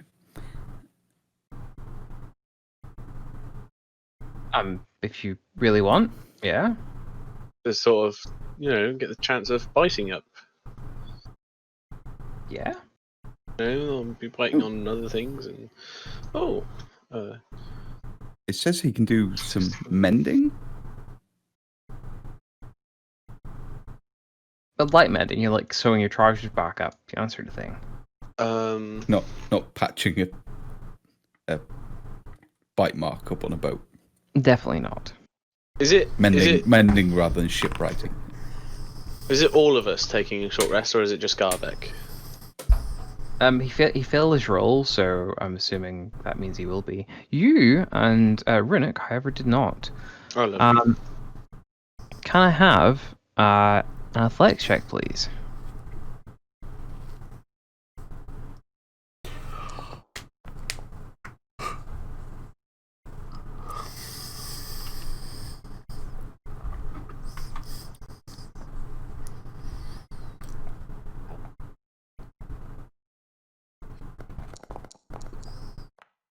Congratulations, you've caught a knucklehead trout. Yee. Cool. Oh, hang on, it's got advantage. Sorry, I need to. Yee. Congratulations, you've caught a knucklehead trout. Cool. Do we need to bonk these things before we land them, or like after we land them, or not? Or Yeah, probably should just give it a quick bonk, and it only have 7 HP, like, so yeah, I'm happy. I'll say you just do it. yeah, okay. That's only half as much as I have. Runic almost has one. It sort of like bounces out of the water and like slaps him across the face with its tail and sort of stuns him a little bit, and it falls back into the water. He's just about. How big are they? They're still considered small, so probably about the size of you. Cool. Yeah, these things are pretty large. They can weigh 70 pounds or more. So that's about 35 kilograms. So yeah, They're, I don't know, I suppose like what, tuna-esque in size, right? I Right. think they might be bigger than tuna actually. That would be bigger. That's Tuna. 3 Garvex. Yee. Fair enough. Okay, so your first hour goes by, and you spot a rowboat from be Lonelywood. Yeah, it's good. 3, 4. So you see 3 fishermen aboard it. They keep your distance and keep their distance, and they don't seem to have any luck sort of around where you're at, and they'll probably be buggering off within the next hour.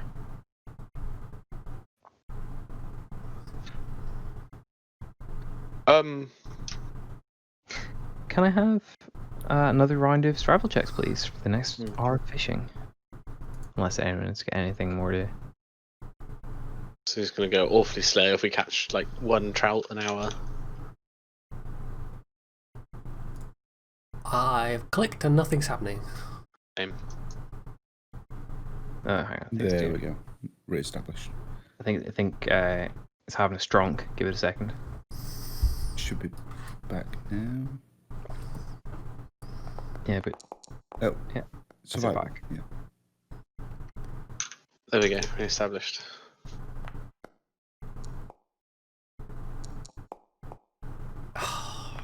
Twelve. 12's not good. Yes. Ooh.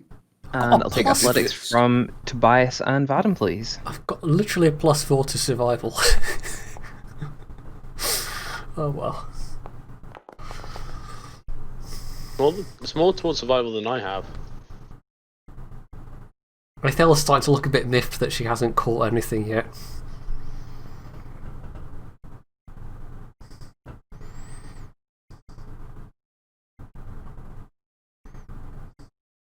Cool. And this is versus Vadim. Nice. And versus Tobias. Congratulations, both of you. You've caught a fish. So it's 3 in total. 3 in total. So yeah, these are pretty chunky boys. They're all slightly different weights from what you've caught so far, but they're all of a fairly similar size. They're quite meaty, quite healthy, and you can see why they're very clearly see why they're one of the staples of food around here. There's a fair bit of eating on them. Now we've sort of caught a few and made like a bit of a splash in the water. Mm-hmm. Can I take a look around? Like have a look around the water for any dark shapes or any other ice moving like a bit faster than the rest disturbances. me perception.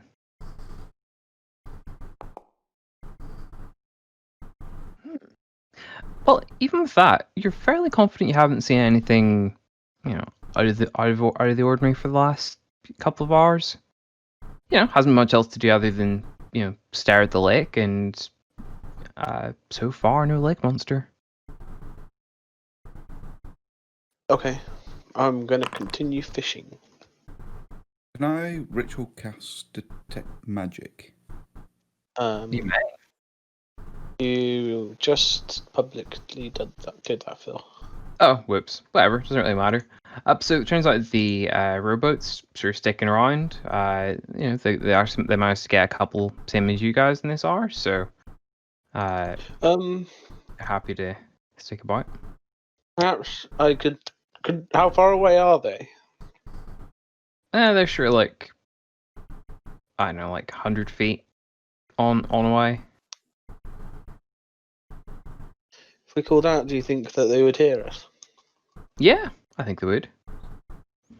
Othello, I mean, if there's boats going past Othello, we'll just kind of, wave a hand and go, ahoy!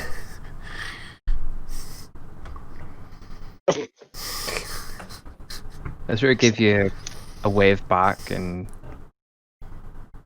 just get back to their fishing, really. They're not really... they don't seem in a particularly talkative mood. But they seem completely fine with the sight of a centaur in a boat. Yeah, they're, I think, antisocial but non-threatening is a pretty accurate... Okay. Yeah. Fair enough. So Garvek will just sort of lean into name.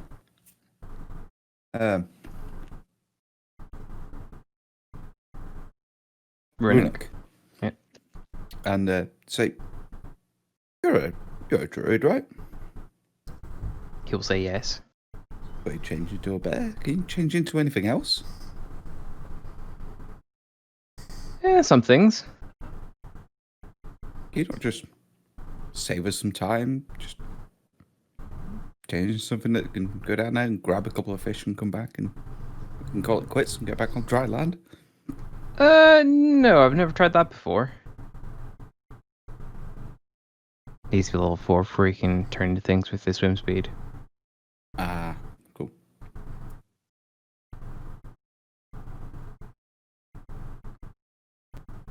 Fair enough. And by the way, Garwick, you don't see anything magical around the boat, especially in a 30-foot radius.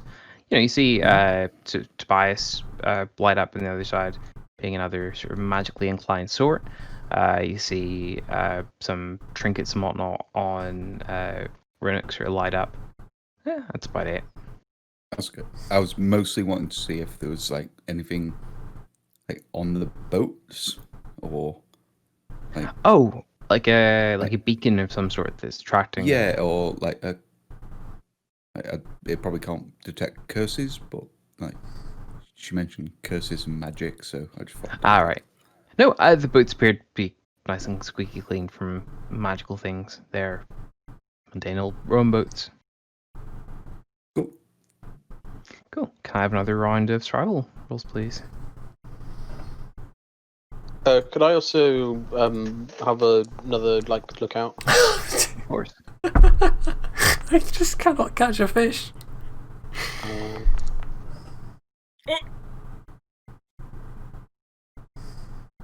Oh God.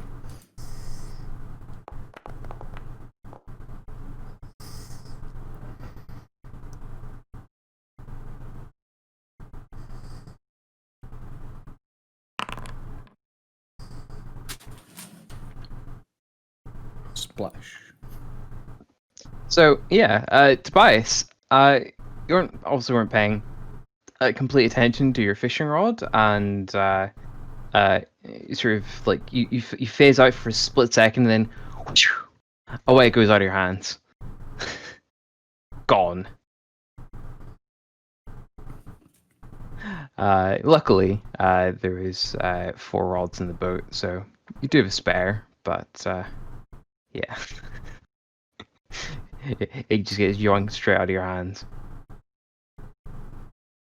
All right. The trike checks for Vaden, Garvek, and Runic. In that order. Athletics. Bad luck, Vaden. No fish for you. Oh, these fucking fish are hard to catch.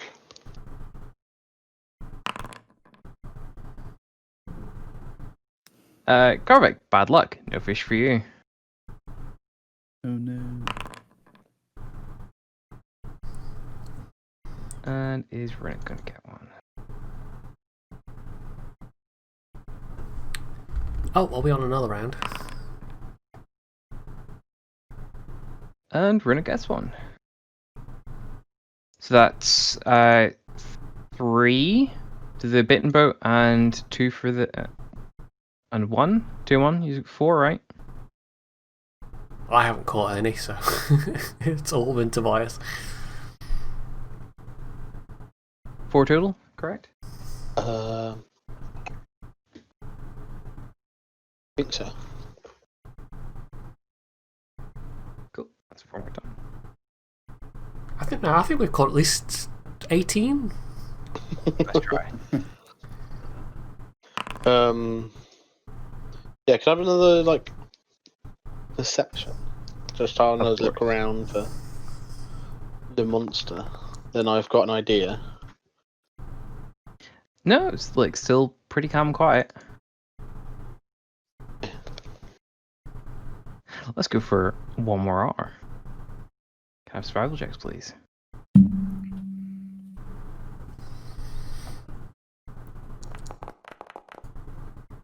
I'm gonna roll lucky. Yay! I finally caught one. 25. It must be a good one.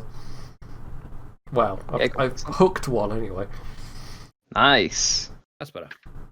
That's much better. Cool. I am going to be taking rolls from everybody. I'll call it out since everybody's rolling. 8, 2, 4.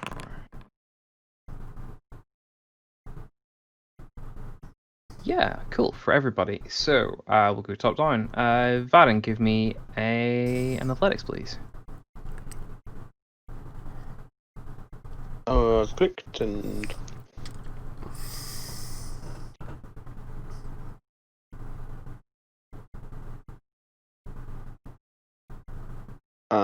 reconnected. There we go. God damn it! No fish for you. Tobias.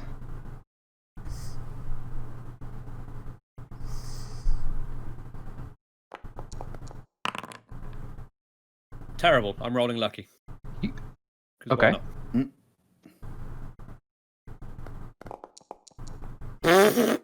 Oh, I was about to say, don't worry about spending lucky point because the fish rolled particularly terrible, and you Oh. actually got it with the 5. Really? Yeah, really. bloody Okay. hell! Fair enough. And Ethella? I'd better get this damn fish.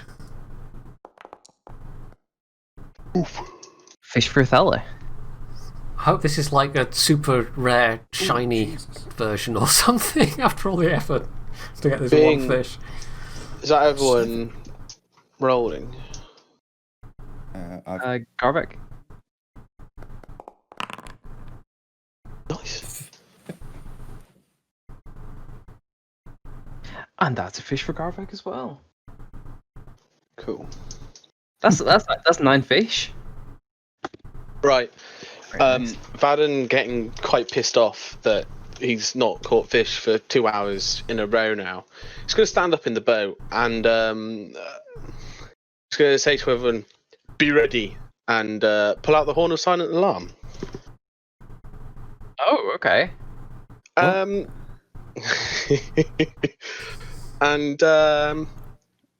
he's going to blow on it, and no one's going to hear except for the lake monster. How do you know to define the lake monster? Well, it says when you use an action to blare, one creature of your choice can hear the horns blare. provided the creature is within 600 feet of the horn. So if it's a creature, No. it could hear it. It's a terrible idea. In and out of character.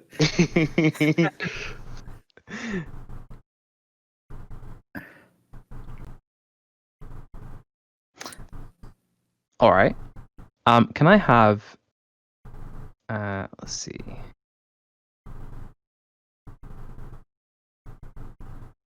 If I do that. 1, 2, 3. And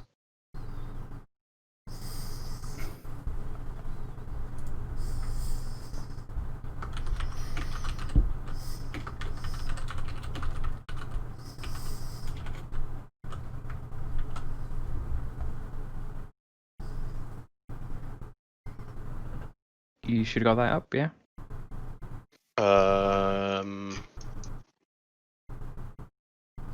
Don't No. think so. Hang on.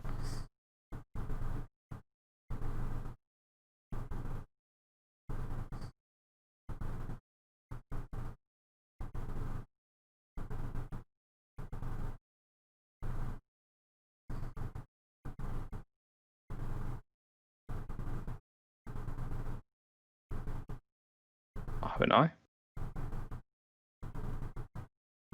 Should you get a roll quest up? I don't know. Okay then. Well, in that case, give me a strength save, please. Strength save. Yeah. You as well, Garwick.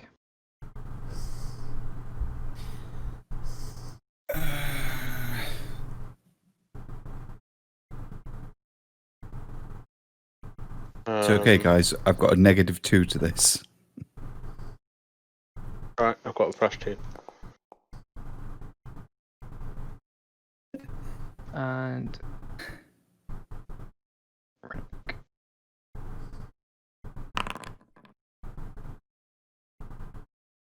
Ooh.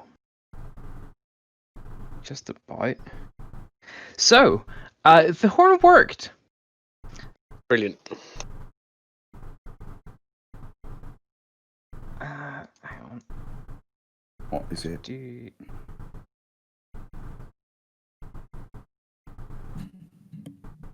I think if I do that, that should be alright.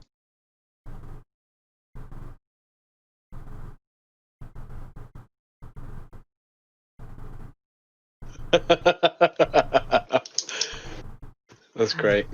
So, you see a sort of shadow come under the boat and gives it a meaningful nudge. And you just sort of brace yourselves in the boat and sort of manage to hold the boat steady.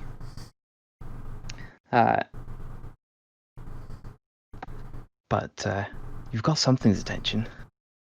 Brilliant. Cool. Does will Tobias and Athela notice this? I think Athela should have noticed it. Ever make sure you're like clicked into your characters. Should I do like a perception just to? I've only got like They should show up in your passive perception. Okay. I've got like a 30 foot of like range, and everything else is like dark. And I'm not too sure if that's intentional or not. The magical Leopleurodon, Charlie. Assume that showed up. Just for me, at least. Yeah, I saw it. Good. The layers are a bit fucky because of just how it all works, but yeah.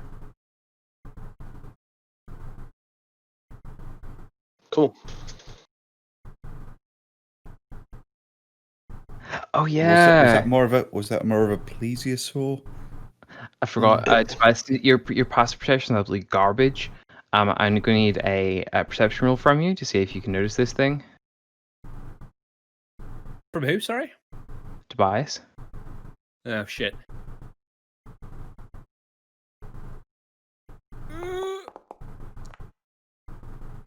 Oh, Perfect. let's see where you have like passive perception on these sheets. It's in brackets next to the modifier for the skill.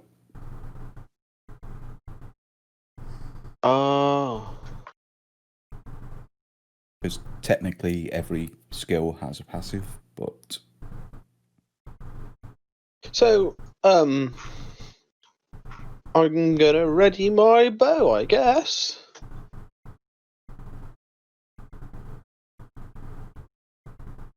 And everyone else do it, really?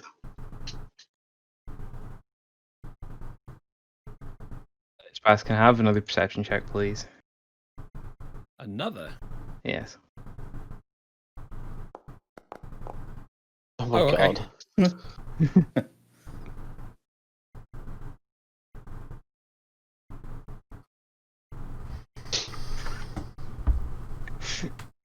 Oh, wow.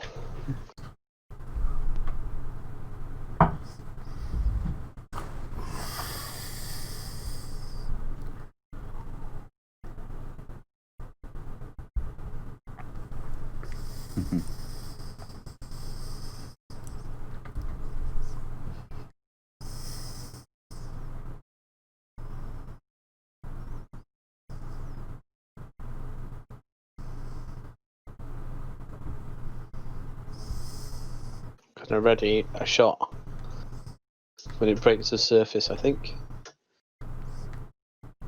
I am going to ready a grovel cow peck. Fuck's sake. All right. I'm going to Can ready I my have- javelins. a dexterity save from Vaden, please. Baden, righto. Oh, that's not good. Oh dear, oh dear. Well, you're prone. You're not knocked overboard, but you're Okay. prone. You're knocked right in your asset. Ooh.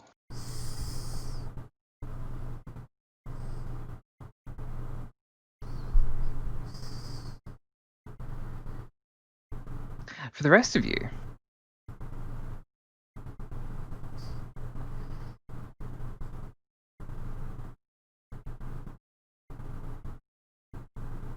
oh, go away.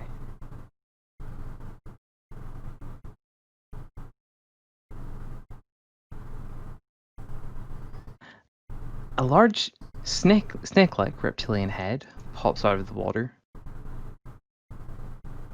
and hisses up at Vaden.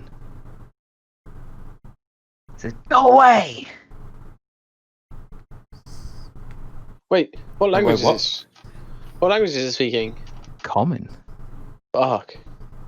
What?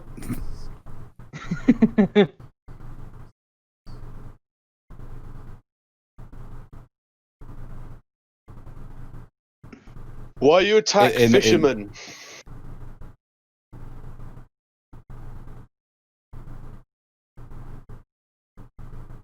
I have to serve. Go away. Whom do Who? you serve? The human that gave me this gift of life. Go away. Does this ring bells?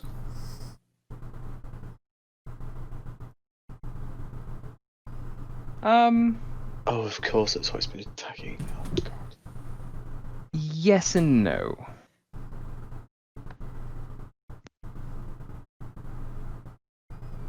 Yes and no. Give me arcana check, please.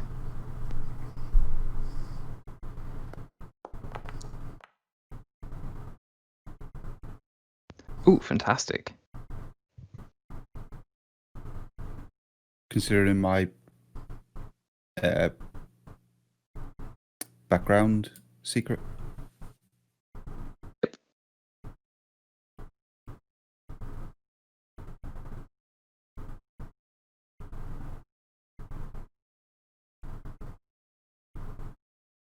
For that, I'm just going to give you the link to something.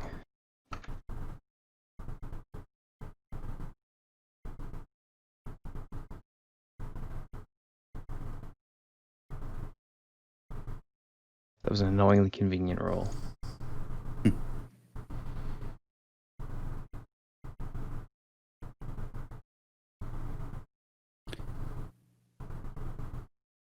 Ah. Yeah, no, Garbeck's already seen somebody doing this? I'm sure that's what you settled on.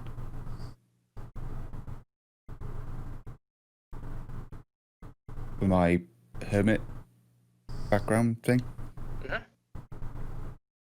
Oh, hang on. I'm gonna drag down for your sneaky stuff. Ooh, sneaky stuff. Ooh. And a rag.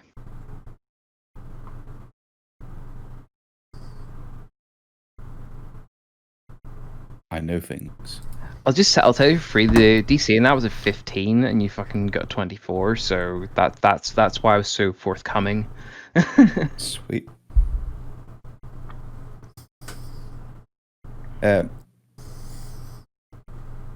Cool. So I'll turn to it in common and say, someone give you the gift of awakening? Yes. And the price was to make the people of Bremen suffer, or she'll take it back. Ah. Well, we're not people of Bremen, but we can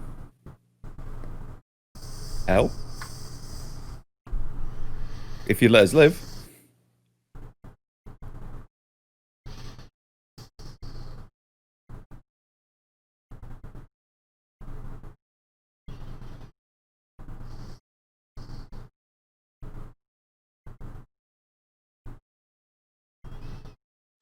Ah, great. Yeah, so I'll let him know that then. Yeah, I'm not sure that's how the spell works. I don't think you can take it away. How do you know, little snack?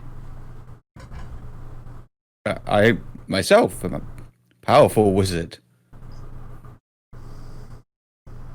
Hmm. Wise in the ways of the arcane.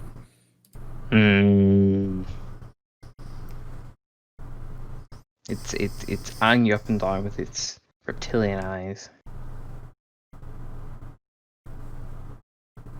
Uh,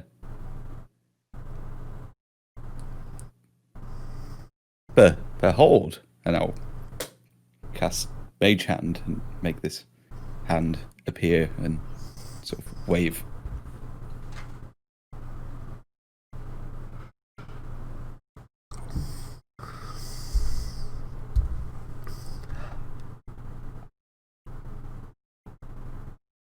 Yeah? Yeah? I don't want to do anything more threatening. It's like, I don't believe you.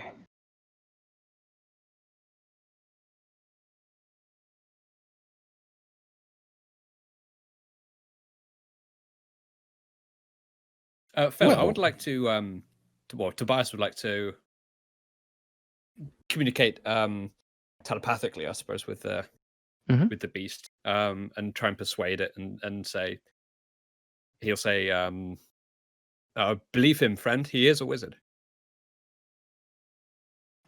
I'll take a persuasion check then. Which I will do. Ugh.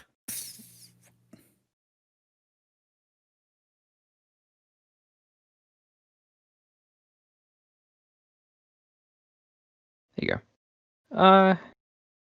It doesn't really seem like convinced. You don't sort of hear that back in words as such, but the sort of mental pushback just seems very flat and nonplussed.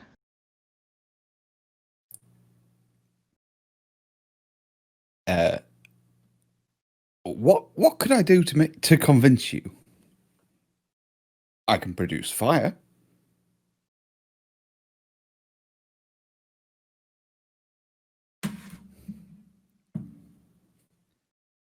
Or how big is this thing? Remember the size of the silhouette? Like actual size of the silhouette? Oh God. Oh yeah, it's a fucking plesiosaur, man. Okay.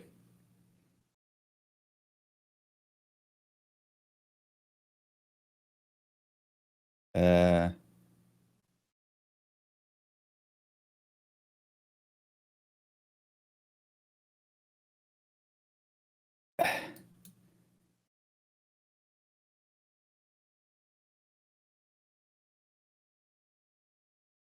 Fine. So I cast Silent Image again because who needs spell slots? Oh, server. Come on.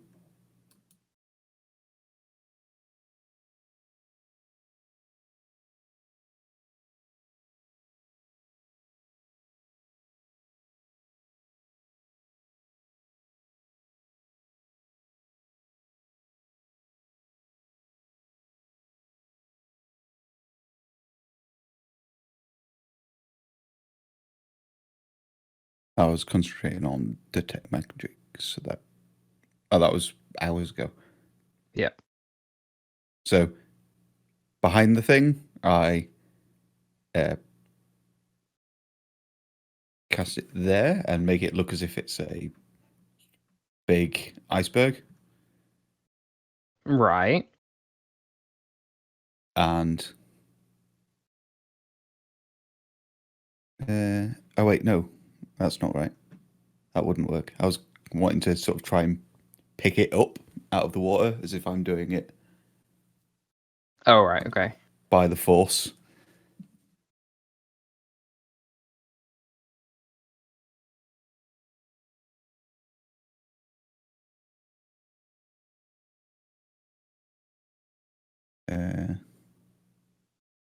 Yeah, move to any spot within range.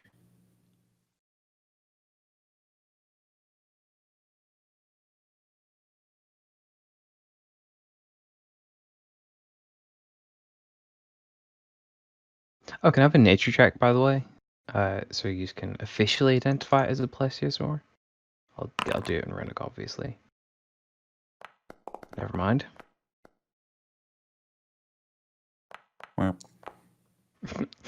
Wah. Wow.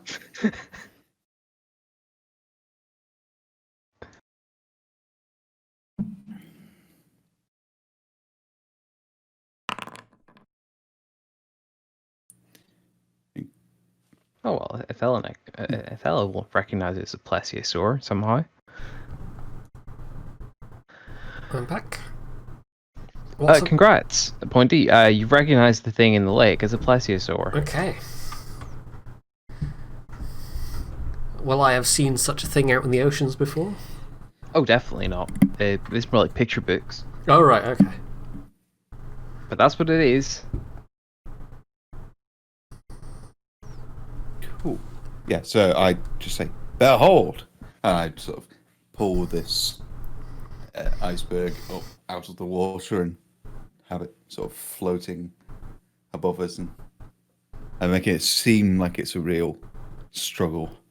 And then once it's in place, I just sort of hold a hand sort of nonchalantly and go, huh? Wizard. Very strong. I suppose fuck it. Give me persuasion with advantage.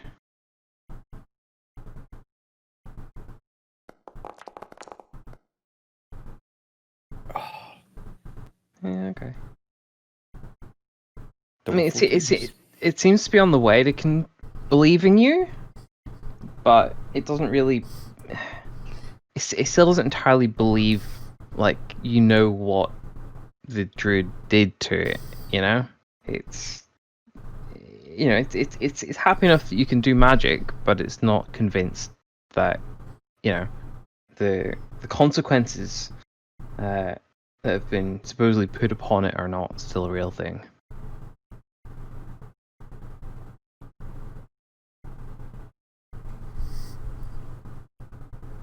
What would a plesiosaur want? How do you bargain with a plesiosaur? There's a sentence I never thought I'd need to say. Have you considered asking it what it wants? No, I've not considered that.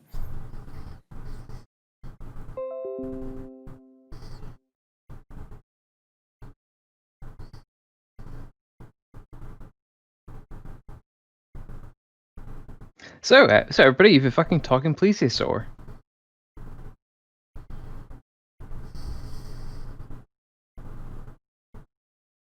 What do? Could be some good eating on that.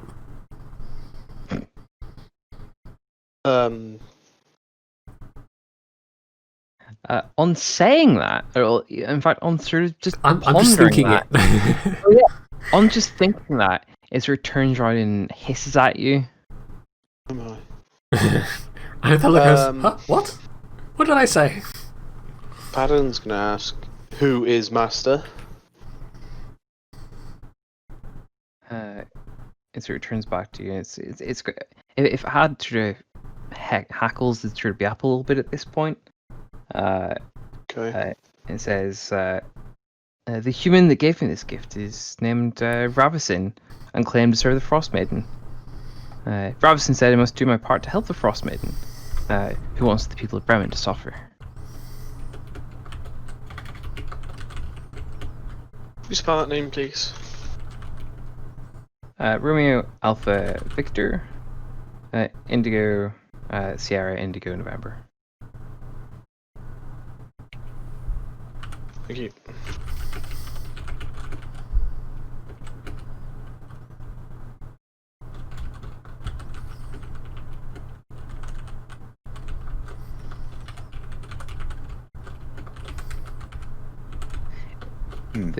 The deafening silence around it seems getting a little bit agitated again, and Is there anything you want from us? Anything we can give you, help you with, to get you to stop attacking these people?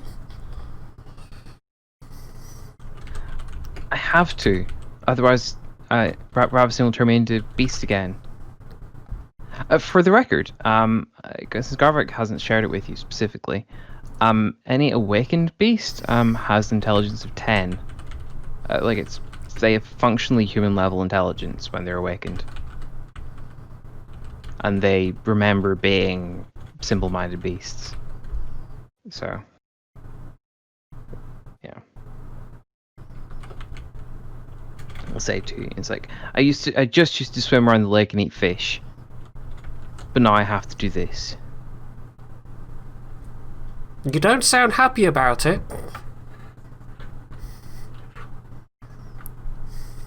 Where can we find Ravison? I don't know.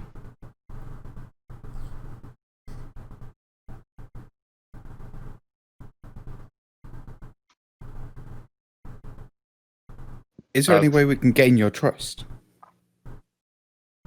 Because what I say is true. This can't. Once this thing is done, it cannot be undone. Is there anything we can do to prove this to you, or to gain your trust, to convince you? Because it's not fair that you should be living your life as a slave when you now have free will. Yeah, Rinnick tries his druid thing. It doesn't really work either.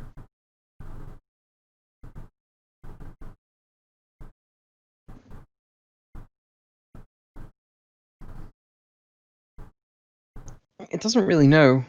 It's still looking quite confused. It wasn't expecting this interaction, shall we say, and Tobias, you're picking up that certain nervous, like, sort of energy as if it's about to sort of, shall I say, default to a more simple solution. And Look, Mr. Fish guy, do you have a name? I didn't catch it. Anyway, sorry. Can I surmise that you would be much happier not being at the beck and call of this Ravizin? And you'd much rather just be swimming around eating fish?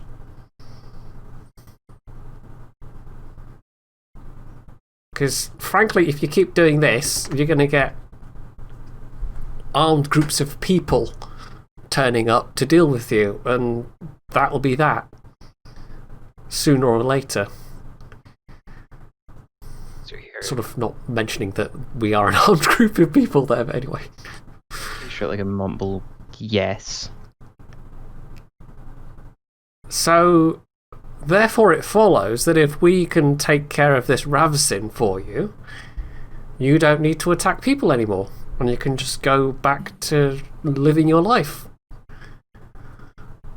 Enjoying your newfound smartness, I guess. But if you kill her, that means I'll go back to being stupid again. That's how she said the magic works. And I'm going to look over towards Garvek and go, is that true? That's not how the magic works. Once it's done, it's done. You don't need to concentrate on it. You don't need to think about it. It's just done. You are suddenly smart. Smarter than the average Goliath, for example. See, I mean, I personally trust Garvek over there a lot more than I trust this person who clearly has a reason to lie to you, to hold this over you to make you compliant with their wishes. I mean, they're basically blackmailing you. She gave me life and intelligence. Yeah. Why would you lie? To use you as a tool against these people that she clearly doesn't like. Sort of hisses a little bit. She's clearly got some kind of grudge. Who would like to give me another persuasion check with advantage? My persuasion is not good, so somebody else. I haven't been talking, so it seems weird for me to give persuasion. It would be, yeah. Shall I roll persuasion then with advantage? What's your Who is modifier better at to persuasion? Charisma is 10. I feel like it would need to be from Garvek or Athela. I have a +1 persuasion. Shall I go for it? Do it. With advantage. With advantage. Oh no!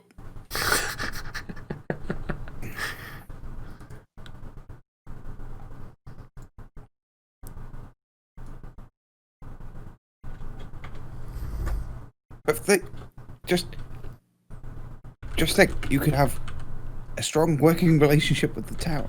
You could earn coin. You could earn a living. They could pay you in fish.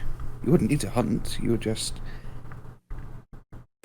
make sure their vessels are safe in the water and rescue any poor souls that fall in. And in return, the villages all around the lake might offer you goods and services and a take of the fish. I can eat as many fish as I want. Go away! Well, I'm convinced. Let's go. Let's go away.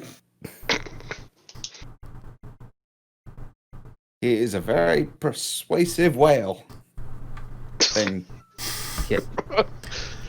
After a rather massive hiss, and I will take dexterity saving throws for everyone on the left boat. Damn it.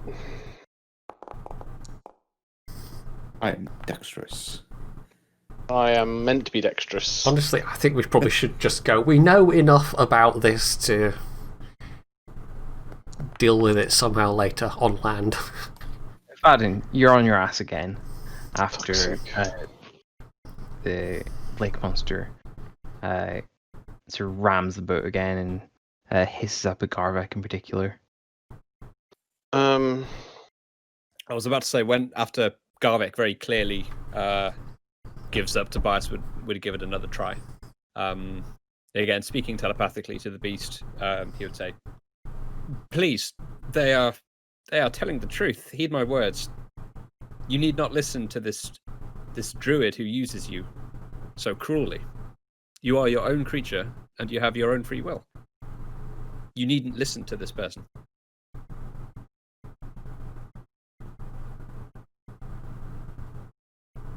You hear sort of the same sort of scream back of, "I don't want to be stupid again." mm. It really does not want to risk that. I think you said you haven't quite said anything convincing enough to it to like feel secure in that that's never going away.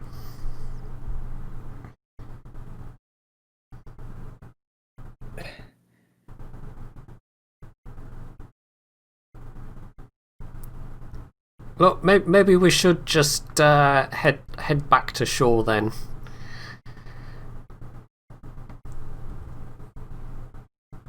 Perhaps we could ask We Tally. could just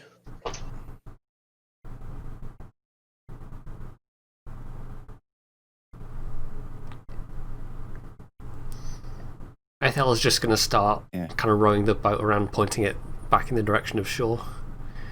Yep. Not really sure what else to say other than just that's not how it works, and it's not listening. Then it's not listening.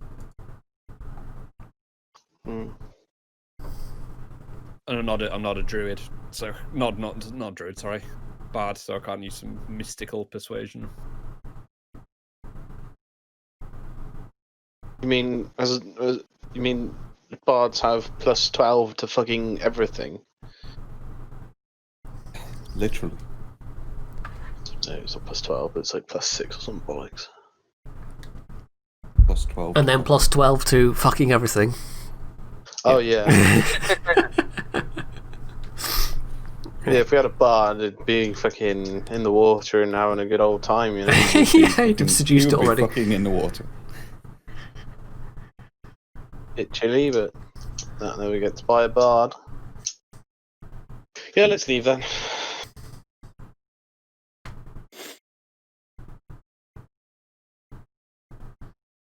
Perhaps, sorry. I don't know, say. Maybe Tally convinces it.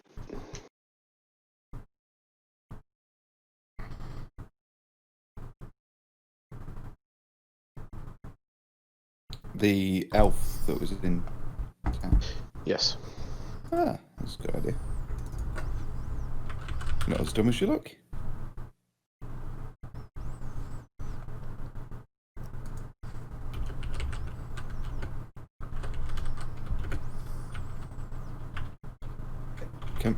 Can we run away?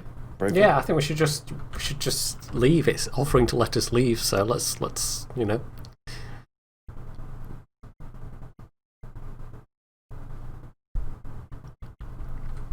Trying to fight this thing from boats would be awkward at best. What the fuck is that? What the fuck is what?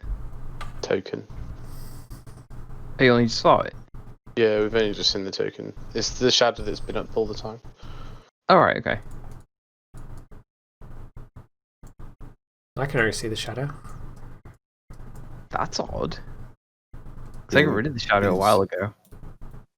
The shadow's Yeah. still there for me if I don't have my character selected. Oh yeah, if I Oh unselect yeah. it, I suddenly see a lot more, but I can still only see the shadow and a weird 15 by 15 foot cube someone's drawn. Oh wow, this is very out of sync. I guess I'm reloading then. Oh well, we're returning back anyway now, so Alright then.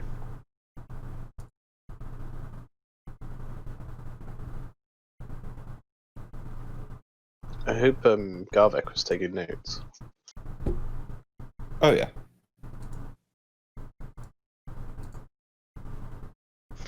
Okay then. So going back through the ice flows. Can somebody give? I'll tell you. I'll let you roll for it this time. Can I have a D4 plus 1, please?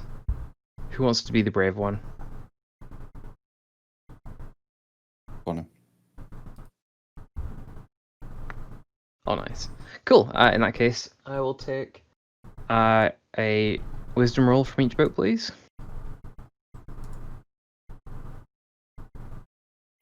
Well, there it is. Yeah, that's not pretty. What was your wisdom, Pointy? 15. Oh, okay, yeah. You can roll. Go, Drake, go. Yeah. So this is ability check. Yep. As it was absolutely no help with druidy things. That's a 12 Cool. if we're still adding proficiency. Yep. Still a D6.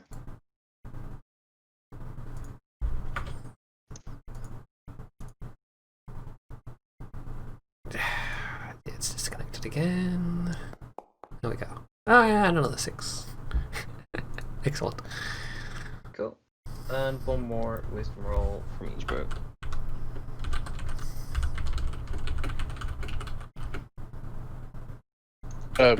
Druid boy doing it again? Yeah. Or not? I didn't know you could roll twice. D6 then. And from boat on the right.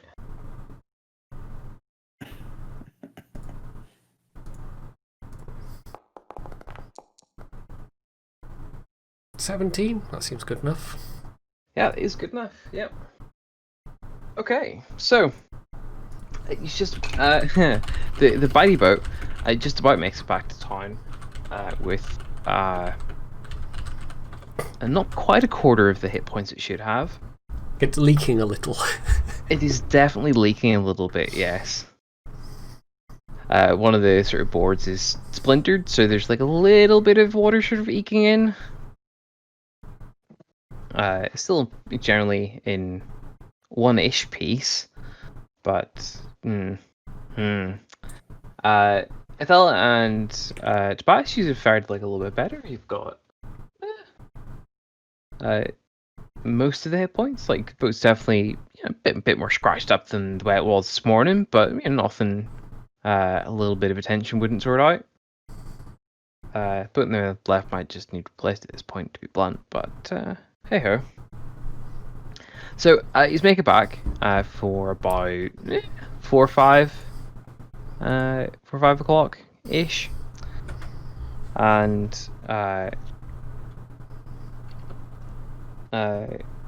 Grinsk is at the docks, basically waiting for you, and you get a, "Hey, you're back!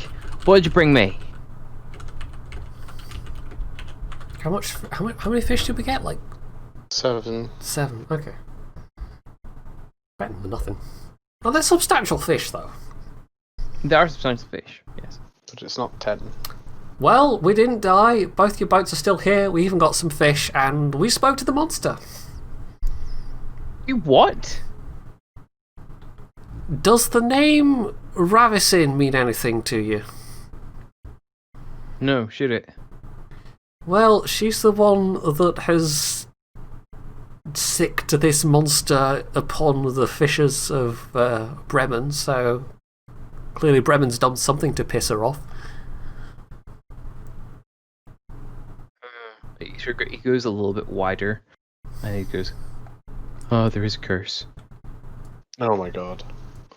Well, not so much a curse as a talking giant dinoed fish, but sure, close enough. Did you stop it? Let's just say your fishing boats are not the best battle ships. I'm trying to think of a non-awkward way to say that, but anyway.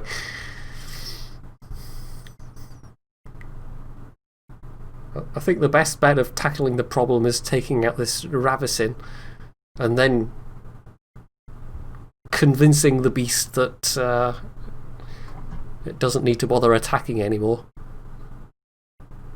She somehow convinced it that she could click her fingers and make it back into a dumb beast again.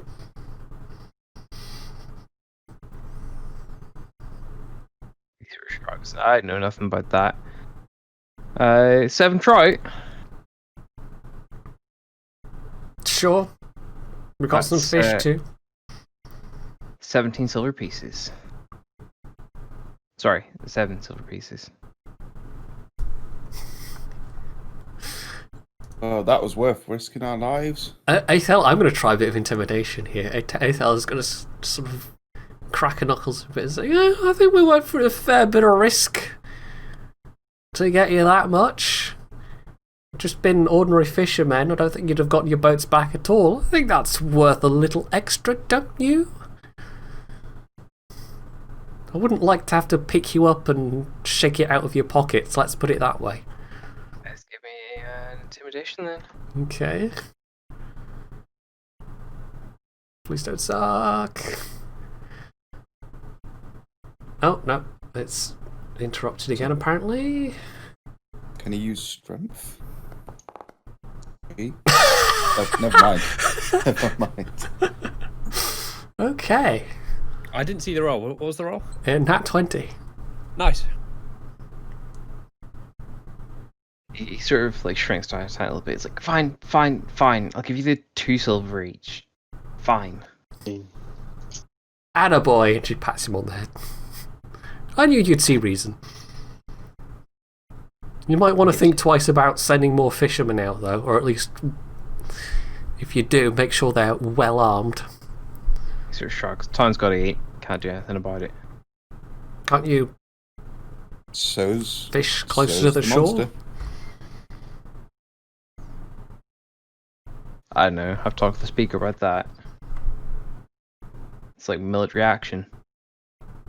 Well, close as it gets anyway.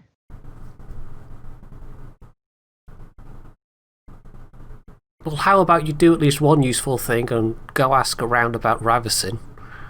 See if anyone's heard anything about a druid by that name. You're the adventurers. I live at these docks. This is my life. Well, exactly. You know this town. We don't know people here. I think I know who would know.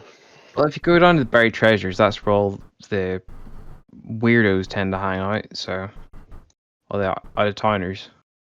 Let's go to the buried Sounds treasures. like a brothel. Thel perks up at the word brothel. He very very clearly laughs out loud and say, "Oh no, no, no, no! I wouldn't say that to the owner." A relative of yours? No, but she's good folk.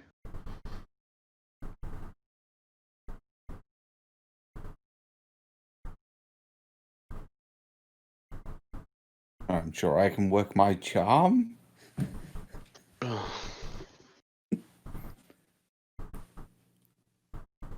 He's doing it more just to gauge his reaction. While that's going on, Hella just hauls the fish out and puts them in a heap on the dock. Sort of nods and it's like, "Well, if you ever want another afternoon fishing, I'll take your work. I've set No, thank you. 4 falls for a day."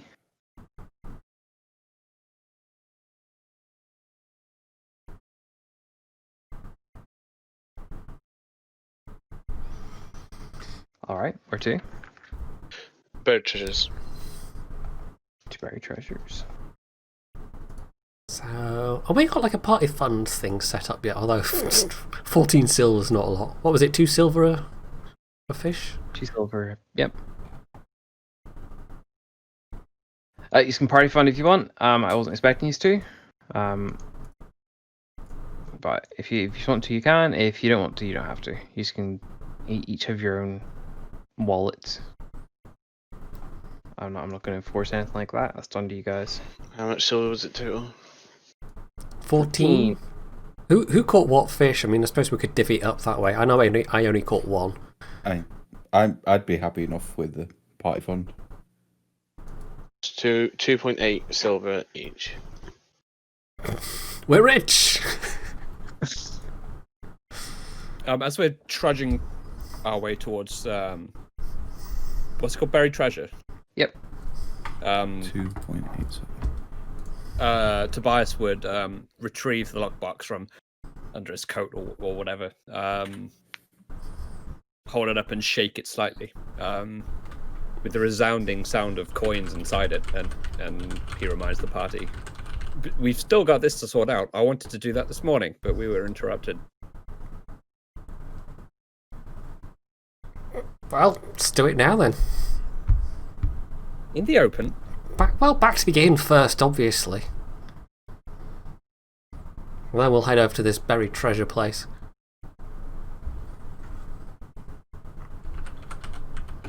Okay, yeah. In it is. So he's arrived on buried treasures. It's the bottom left corner of town. Where's the thing? So it's the... There you go. What's the name of the inn again? The Hairy Mouse. What? The Angry Moose. That was it. Yeah. That was one of the 5 that we stopped in earlier. Might as well go back there again. The Miffed Owlbear.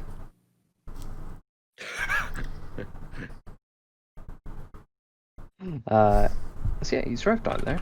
It's definitely a little bit better kept. It's got a more homey feel. It's definitely more of an inn rather than a tavern. And as soon as you open the door, you're greeted by a very warm welcome from the middle-aged sort of woman, who appeared to be the owner. It's very warm, very smiley. Think sort of like Mrs. Weasley for Harry Potter. That sort of type. Well, I say minus the plumpness, because there's not that much food going around here. But otherwise, hello, welcome to the Buried Treasures. What can I get for you? Can I get you a table? What would you like to drink? The coat stands over here. Can I take your coats for you?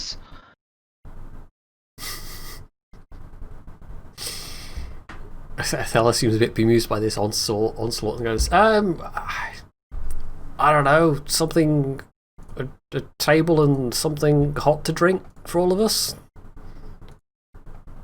Yes, of course, something hot. And a smaller cup for our short of stature friend over here.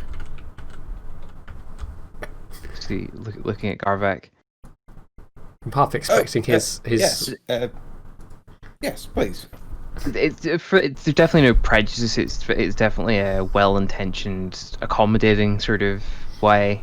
Not a short drink for the short man sort of thing. It's, Yeah, it just takes Garvik a little while to realise that people are referring to him when they're talking about short people. Yep, fair enough. Oh, yes, excellent. There's a table over by the window down the far end there. The fire might need topped up. Give me 2 minutes, I'll get around to that. I'll get your drinks first. I don't suppose you've got a private room we could have? Oh, no, I'm so sorry. No, we don't have any private rooms. How busy is the tavern? Ish. There's... So just hide behind the centaur. Every other table, shall we say?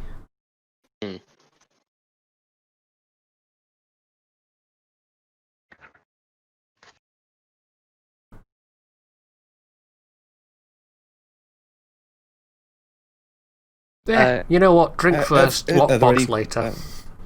Priorities. We could see if there's any rooms. Oh, yes, of course. How many rooms would you like?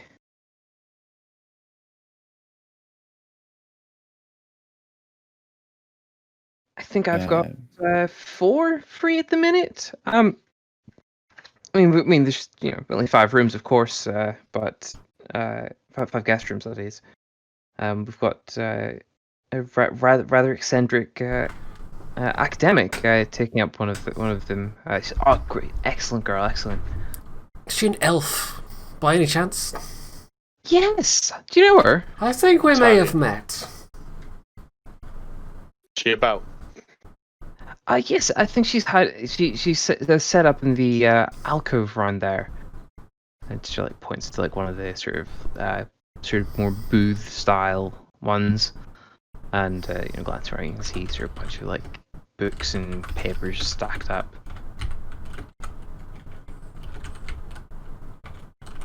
Any interesting titles? Not that you can glance at now. Some of them are like Elvish. Most of them are in Elvish, in fact.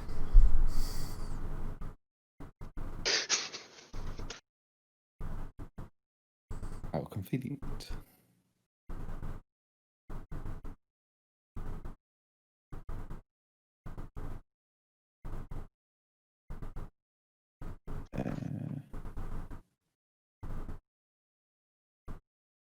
So, what first? Lockbox or tally?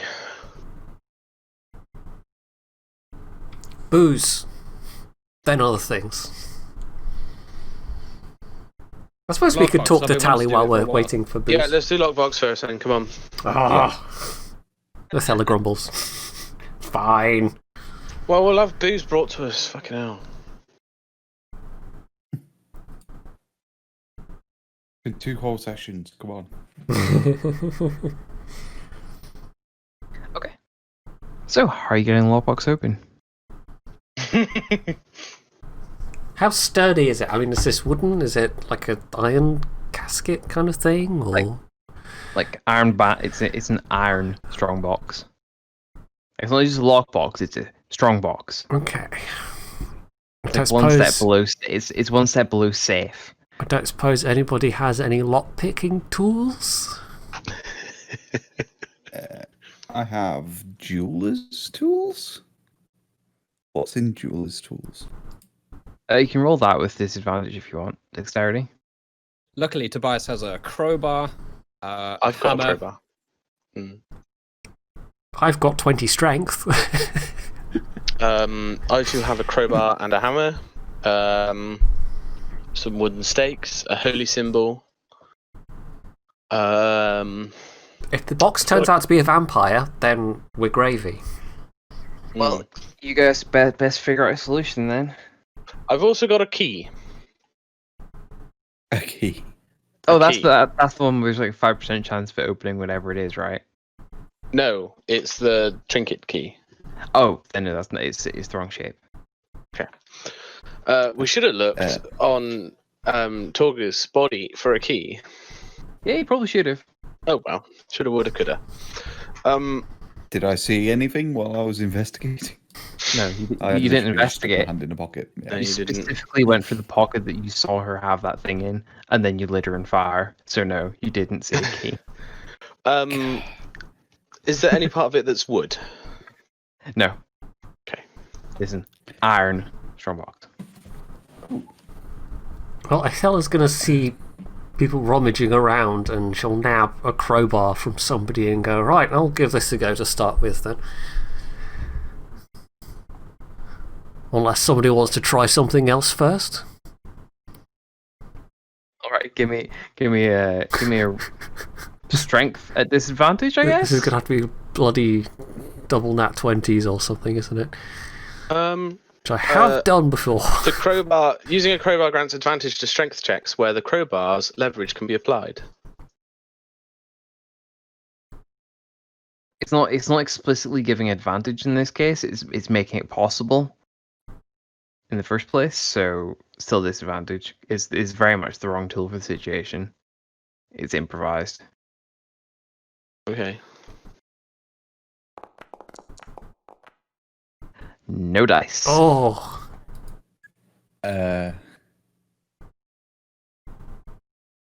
Can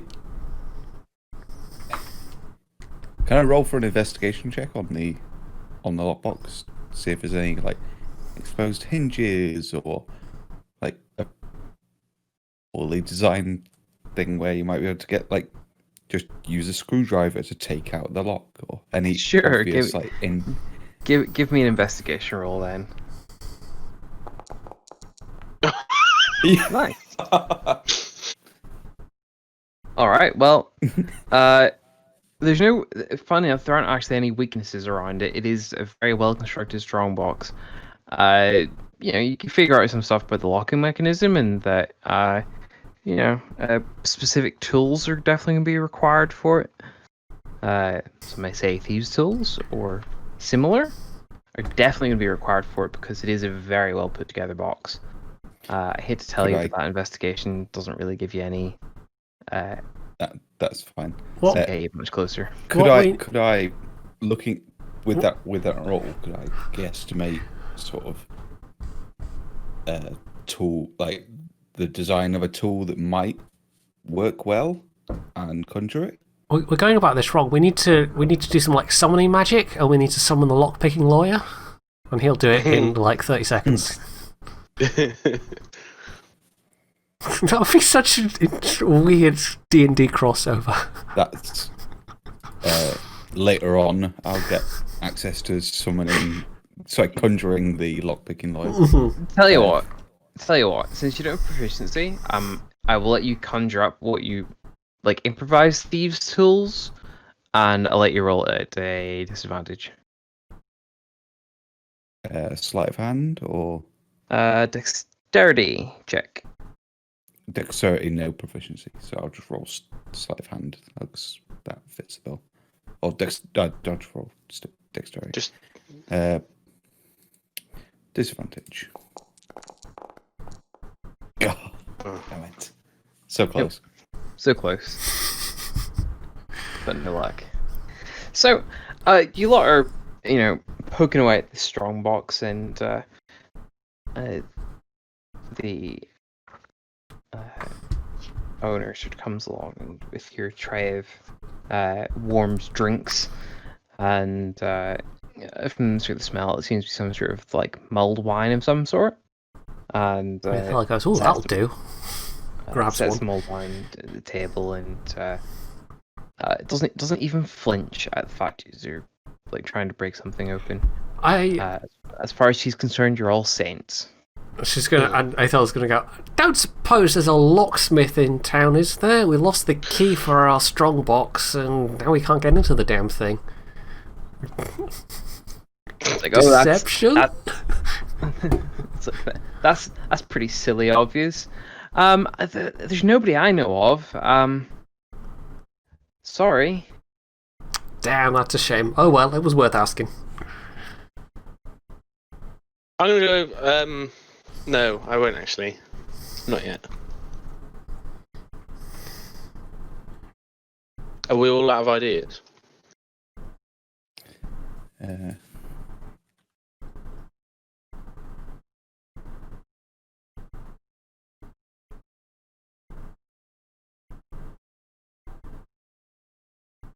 We could find the body, or wherever it's been kept, or perhaps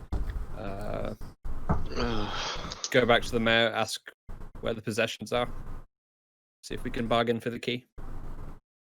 I'm gonna go over to Tally. I only need to see the key.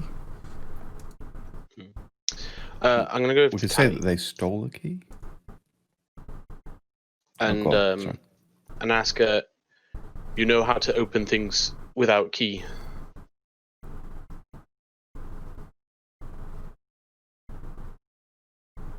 What? Interesting question. 7 charisma. Are we going for much longer, by the way? No, not really. Okay. We'll call it 1/2 if that. She sort of like raises an eyebrow and is like, no. Why? We lost key. Can I have deception, please? Oh, fuck off.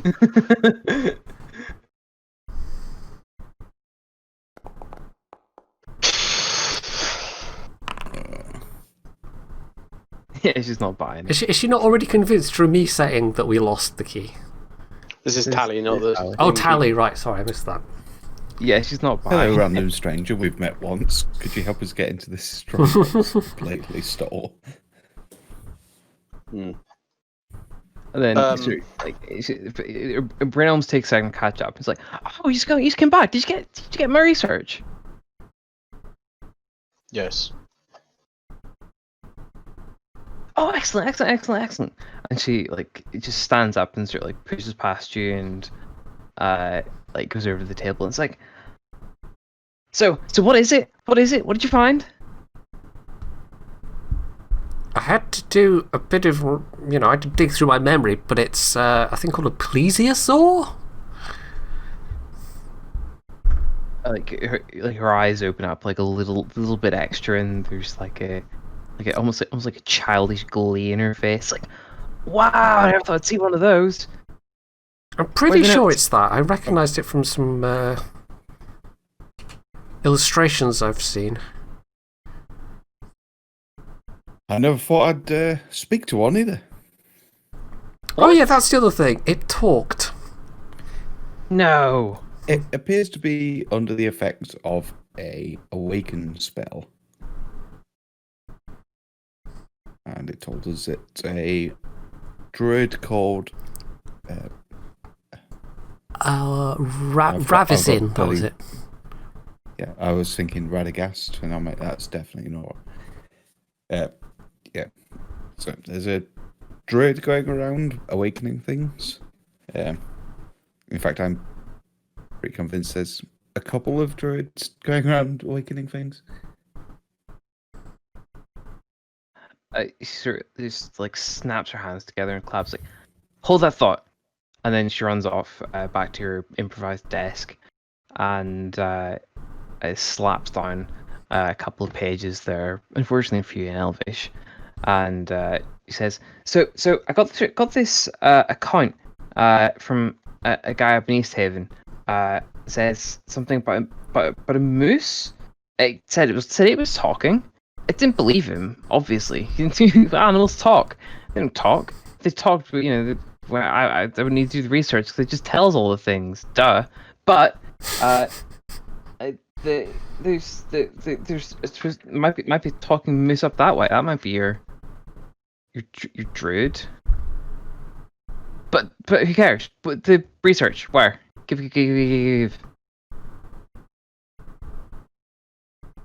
Scarvek actually written what anything. do you want to know? Yeah, has he actually written anything down? I don't need to. I don't forget things. Yes, but you just write it down for me. For my research. Ah. That's why I give you the All right. notebook. Oh. Fine, I'll write it down.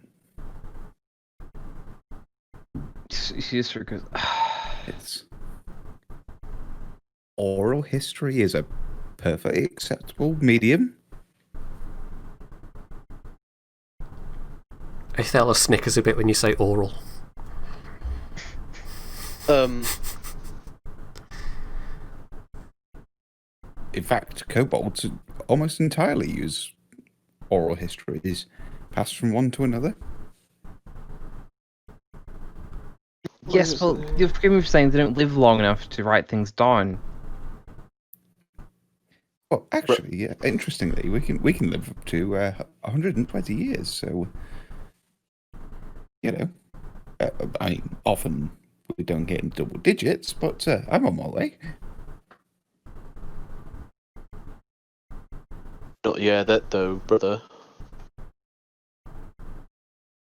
Well, on aggregate, I'm incredibly well lived for a kobold, but I've not been a kobold that long, so I don't know how it works. I'll have to have a think. Changing the subject, Paladin is going to sort of explain more about Ravison makes it attack Bremen people. Right. On the threat of reversing the smartness.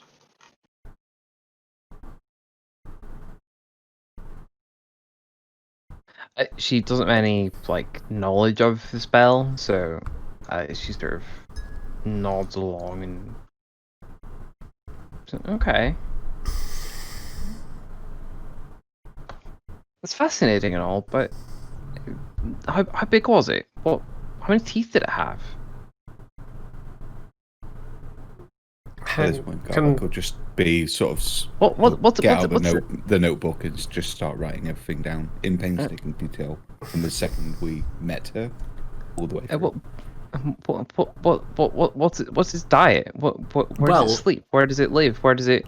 It goes through fish, the water. the lake. I don't know. She would. Othello would at least be able to give her an estimate of the size, I guess. Yeah, I think that's fair.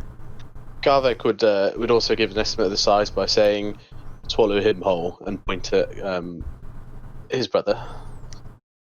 That doesn't narrow it down. Let's say Garvek. I meant Vedon.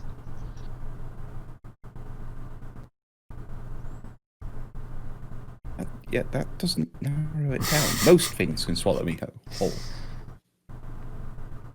Hells, I think you could. I don't know. That thought sort of just starts opening his mouth as wide as he could, just thinking.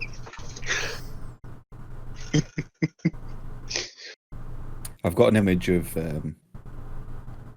what's the Will Smith film? I Am Legend. Like the big bald guy, just screaming, open his mouth way too wide.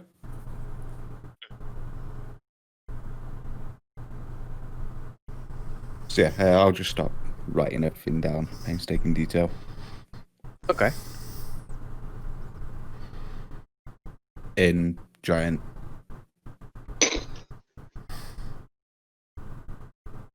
Of course. Okay. In very large letters.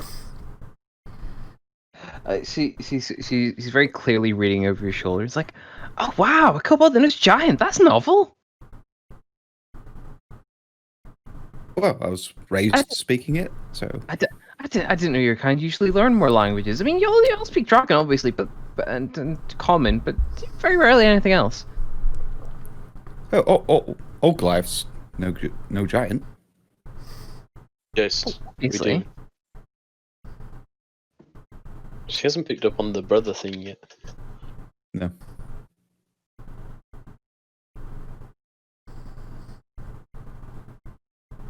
Fair enough. Well, whenever you're done sort of describing those bits and pieces for her, she'll, take the notebook back. Say, thank you.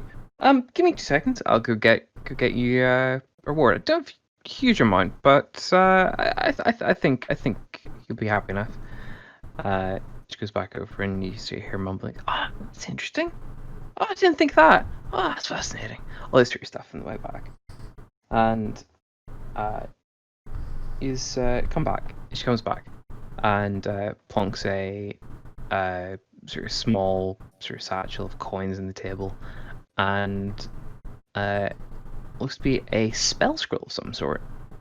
And it says, "So, I used to be a very paranoid research companion around here, and he said there's all these shapeshifters in the night that stole people from Icewind Dale and sort of crap." But no, I don't believe him. But he told me the spell scroll is quite valuable and is supposed to help with that. Apparently, it's it burns them alive or something. I don't really believe him. But she puts a scroll of moonbeam on the table. Ooh.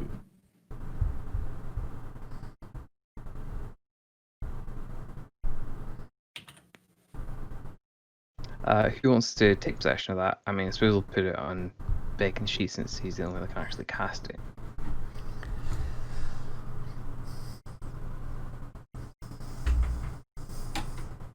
Yeah.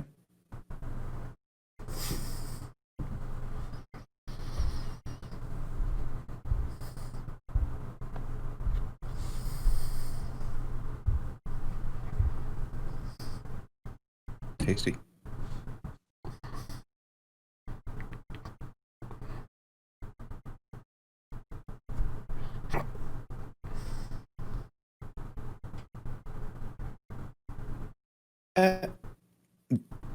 Just before you go, don't suppose you've come across any fancy rocks on your travels, have you? No. As one learned person to another, I'm sure you would appreciate these sort of things and potentially have an eye for them.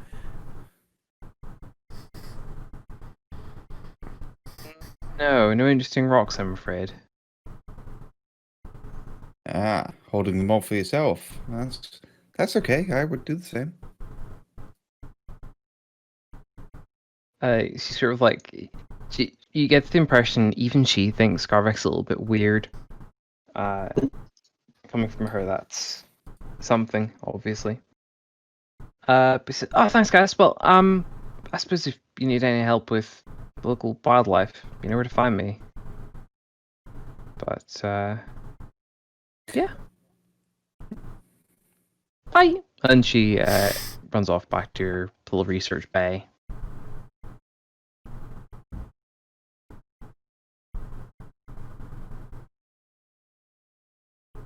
So yeah, unless there are any more ideas, I think we can call it there for tonight.